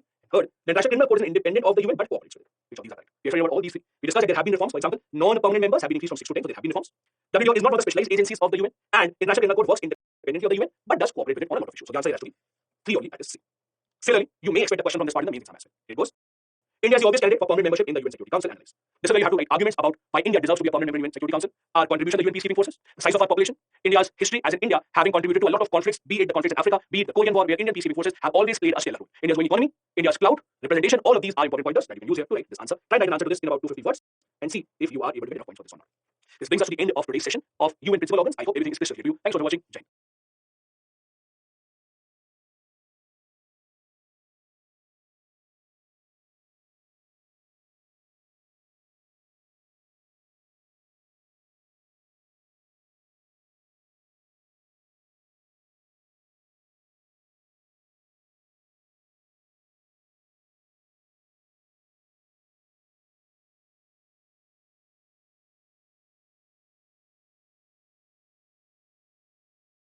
Hello and welcome to your next class of international relations.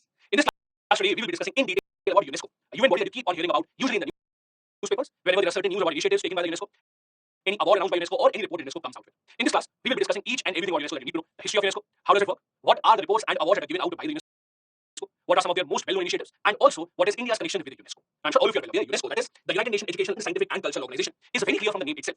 It ensures that there is propagation of education throughout the entire world. It mainly focuses on its energy in ensuring that the entire world comes as close to achieving the sustainable development goals as possible, mainly in the field of education, in the field of culture, preserving countries' cultural heritage, so on and so forth. All of these are initiatives that UNESCO works upon. In this class, our endeavor will be to cover the objectives of UNESCO one by one. What are some of the most important and significant initiatives taken by UNESCO?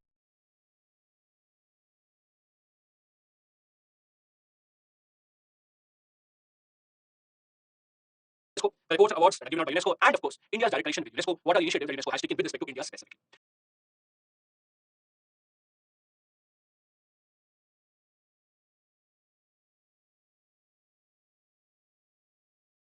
What are some of the most important and significant initiatives taken by UNESCO? The reports and awards that are given out by UNESCO, and of course, India's direct connection with UNESCO. What are the initiatives that UNESCO has taken with respect to India specifically? Let's start our journey with a very basic idea about UNESCO. Which are the member countries that run UNESCO? What is the membership all about? How do they work? What is its connection with the UN specifically? Now, UNESCO, as the name suggests, as I said earlier, is UN's educational, scientific, and cultural organization. This in itself will tell you the broad objectives that UNESCO was founded with. It was founded to keep in mind that education should be spread all around the world, especially in those places which are under crisis, especially where the governments are ignoring the objectives of education, scientific learning, and culture. All these are preserved by UNESCO throughout the entire world. Now, please remember, UNESCO is not one of the principal organs of the UN. So, UN has separate principal organs. There are 6 of them. For example, General Assembly, Security Council, the International Court of Justice, the Secretariat, etc. UNESCO is not considered as a principal organ of the UN. On the other hand, it is a specialized agency of the UN. The responsibility of UNESCO is to submit its reports to what is called as ECOSOC. ECOSOC, which is the UN Economic and Social Council. This is the body of the UN that looks into whether or not these objectives have been achieved or not.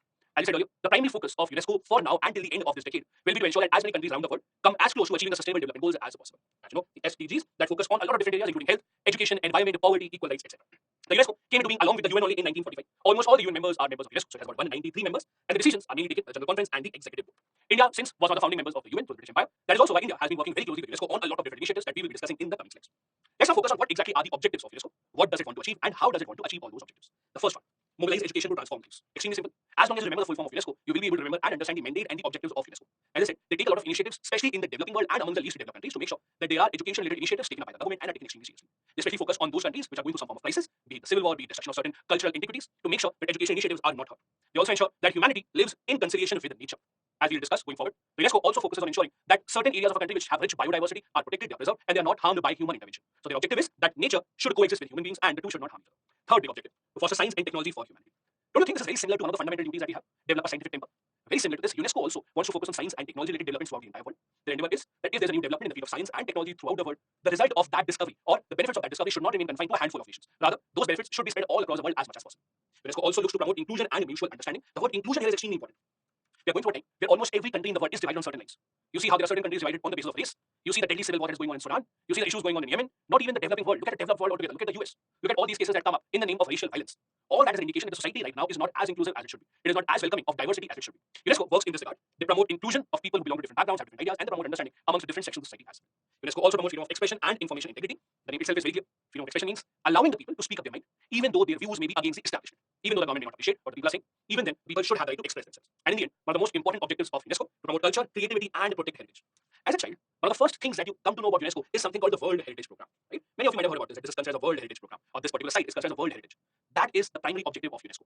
There have been many instances. For example, when Islamic State, when ISIS was capturing a large part of West Asia, they were capturing those places as well that had ancient monuments, that had ancient buildings and structures, and they were destroying a lot of it. It was then UNESCO that raised its voice and they tried to salvage as many of those monuments, as many of those structures as possible. It is the responsibility of UNESCO that they will ensure the world heritage, which is our collective heritage, remains protected. For that, they collaborate with multiple nations around the world, including in India as well. Speaking of their collaborations, it's a good time to jump onto the different initiatives that have been taken by UNESCO in this regard. We also try and assess whether or not these initiatives taken by UNESCO have actually been successful on ground or not. So, of the examples of these initiatives, as I said, the World Heritage List. I'm sure this was the first ever introduction of UNESCO to every child. When we were kids in school, one of the first things they did about UNESCO was a UNESCO World Heritage List. They're very famous for publishing this kind of list. Apart from that, they also publish a World Heritage Site List, which is in danger. Then the Intangible Cultural Heritage List. You all would have read about how there are multiple intangible cultural heritages in India, which are also recognized by the UNESCO. For example, the famous Kumbh Mela that is organized in India, a lot of traditional folk dances in India, even the Durga Puja celebration in Kolkata. All of these have been considered as intangible cultural heritage by UNESCO in India. They also publish a list of Creative Studies Network and those languages that are in danger, so that initiatives and actions can be taken to safeguard those languages across the entire world. UNESCO also takes an initiative in the field of freedom of speech and expression, especially of the media. They publish multiple reports in this regard, looking into whether or not there are certain initiatives that need to be taken to ensure that the media and the press all around the world is free to speak up their mind. In fact, a lot of UNESCO awards are given to those journalists who show the courage to speak up against the establishment in their own country or in any other country around the entire world. Now, if you look at some of the other initiatives of UNESCO, they go much beyond just the cultural heritage part. UNESCO has also been focusing a lot on environmental conservation, and the best example for that is the Man and Biosphere Program, under which a lot of sites have been recognized by UNESCO and they are safeguarded by UNESCO. UNESCO also comes up with a world report on cultural diversity to ensure that diverse cultures around the world, doesn't matter if they're in minority, are given enough safeguards for their long life. UNESCO also presents a global report on adult learning and education. It talks about the levels of education throughout the entire world. For example, when the COVID-19 crisis was going on, there were multiple UNESCO reports that were published highlighting what different countries are doing to ensure that the children who are out of school do not have a big gap in their learning. There were multiple UNESCO reports that give examples of countries' initiatives that were taken, how the countries are opening up their schools, how many countries are giving enough equipment to their children sitting at home who can study. UNESCO also presents the World Social Science Report, the Gender Equality in Education Report, and the World Atlas of Gender Equality in Education. As you can see, they are focused a lot on education in all the spheres of education, not just the level of educational literacy, but also whether education structures within the country are inclusive or not, whether women or girls also have equal right to get educated in countries around the world or not. All these are initiatives that are taken by UNESCO around the entire world. Now, let me go into detail of some of those initiatives. We'll not be discussing all of them in detail, but a handful of them which are more important for the UPSC examination. There's hardly any other initiative that is as famous or important from UNESCO as the World Heritage Site. This is a part of the World Heritage Convention of 1972. The idea is extremely simple. Those sites around the world that indicate a collective heritage for the humankind, they have to be preserved so that our future generations can also witness them, can also learn from them.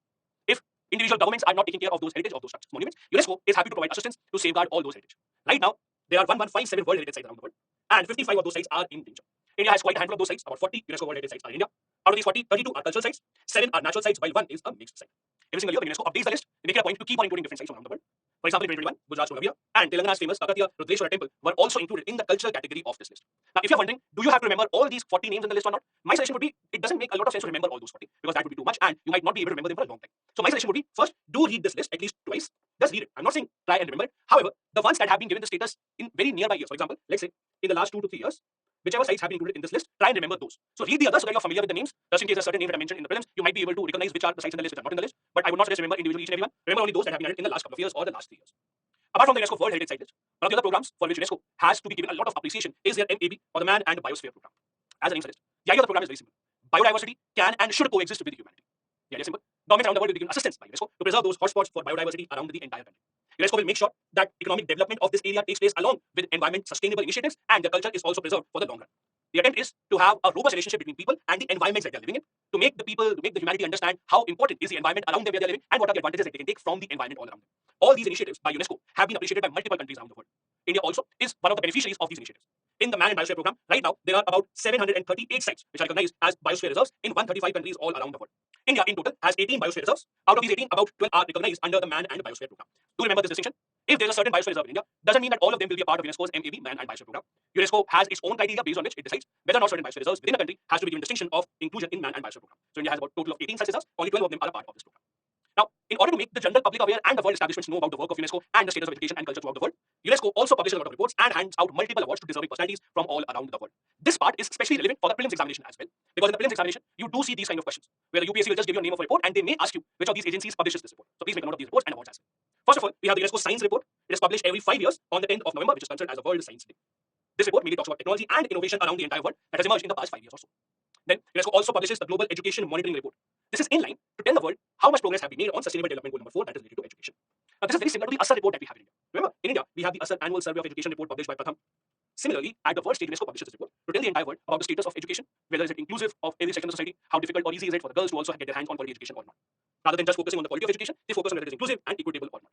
Then UNESCO also gives out the UNESCO Peace Prize The first recipient of the prize was none other than Nelson Mandela, while the 2022 award, that is last year, was given to Angela Merkel. Why? Because of her efforts to welcome refugees into Germany. Now, as you know, Europe has been seeing an influx of a lot of refugees from many parts of the world, including from the Middle East, from Northern Africa, from across the Mediterranean.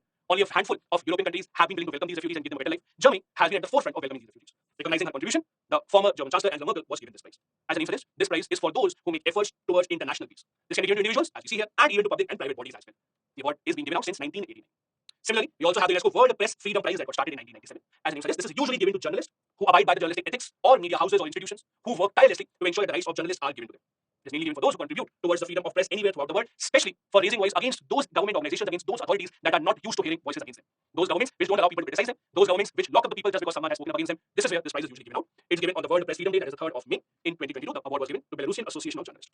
I'm sure all of you by now are aware of Belarus. Belarus, ruled by Lukashenko, is considered as the last remaining dictatorship of Europe. Belarus is in such a state, or has been able to work even now as kind of a dictatorship because of the special relationship it has with Russia, more specifically with Vladimir Putin. Belarus seems to be the only country that has been openly supportive and standing with Russia since the first day of Russia's invasion of Ukraine. In fact, on the first day of the war itself, a lot of Russian soldiers entered Ukraine through Belarus because Kyiv, that is the Ukraine capital, was closer to Belarus. That is why in Belarus, any journalist who shows the courage to speak up against their own government, to speak up against the actions of the government, have to be recognized by bodies such as UNESCO. That is why they were given the UNESCO World Press Freedom Prize. Apart from this, UNESCO also gives out the UNESCO Prize for Promotion of Tolerance and Non-Violence. Again, the name itself is self-evident about what the prize is all about. It chooses those individuals who have been working in the field of promoting peace, non-violence more specifically. It also chooses individuals working in the field of arts, education, science, and communication. It has a special connection to India, so do remember this fact, because the prize is actually named after an Indian. It is named after former Indian artist, writer, and diplomat Madanjit Singh. He was also a UNESCO Goodwill Ambassador. It is given out every 2 years. In 2022, it was given to Franca Mai Souleyman from Cameroon. The list is not over yet. UNESCO also has a prize for girls and women's education. Again, the name itself is very clear. It is given to those activists who have been working together to ensure that the idea of women having equal rights to education is given a push. A lot of countries around the world, even today, do not believe in the idea of women deserving equal and quality education. So those activists who have been working in this field, who have been giving the rights to women, they also deserve certain prizes. In 2022, it was given to a mentoring program from Cambodia and Tanzania. This can be given to individuals, institutions, and organizations. And so the most interesting fact in this award is it is funded by the government of People's Republic of China. So that is a very interesting fact. You usually do not associate them with girls or women education, but yes, this is an award that is funded by the government of People's Republic of China. These are some of the awards given out by UNESCO. Now again, the question is, do you have to remember all of them? My answer would be very similar. Go through them, especially remember the ones which are connected to India, and also make sure that you at least try and remember the people who are the latest recipient of these awards, especially the ones that garner a lot of media attention throughout the world. Now let's move on to how UNESCO and India are connected. What are the initiatives that UNESCO has taken, especially with respect to India, and there are a lot of them. As I said earlier, India is one of the founding members of UNESCO and runs a lot of programs in the country with the help of UNESCO. In fact, UNESCO has supported a lot of Indian government initiatives as well in different fields. For example, India's initiatives in the field of education, culture, science, our laws such as the right to education, etc. All of them have received a considerable amount of support from UNESCO in the form of logistics and expertise.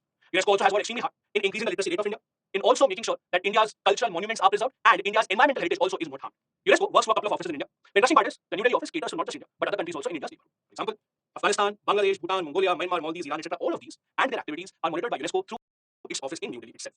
UNESCO also has another office which is called the Mahatma Gandhi Institute of Education for Peace and Sustainable Development. This is supported and funded by the Government of India and it is done in collaboration with UNESCO only.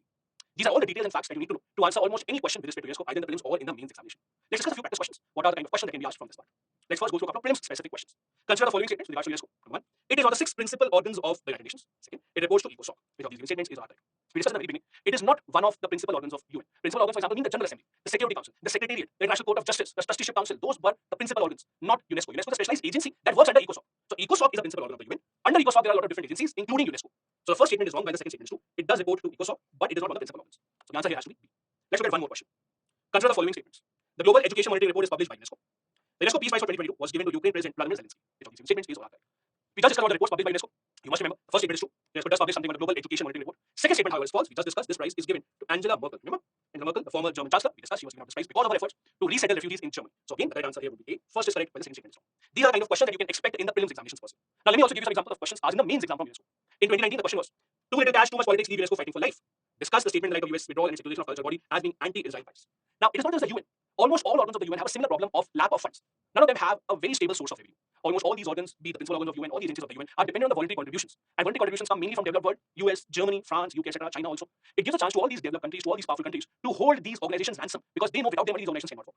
US, for example, said that we will not be a part of UNESCO, we are moving out of it because you show bias against Israel. These kind of tactics are used by other countries as well. This is what the question is asking you about. Similarly, another question in 2016. What are the aims and objectives of McBride Commission of UNESCO? What is India's position on these? Now, this McBride Commission actually is a report that got published in 1980. This was also famously called as Many Voices, One World. This was a report in which it was suggested that while the entire world right now is witnessing a lot of new technologies coming up, but they should not hamper the human peace. Global peace is the most important parameter of a happy world. This was a commission that suggested how can we ensure that even with the emergence of new technologies, we can maintain human peace. Now, these kind of questions are not very easy to answer because when these random commissions are asked which are not even in the news, they become difficult to answer. However, this was asked in 2016 because it was in the news, it was under discussion by UNESCO, and Indian government had also made certain statements on those. India's position on these was made very clear by the government of India around that time because the topic was in the news and that was asked. This brings us to the end of this class of UNESCO. Hopefully, you have been able to receive everything that you needed to know for prelims and the main examination from this topic. Thank you for watching. Bye-bye. Jai.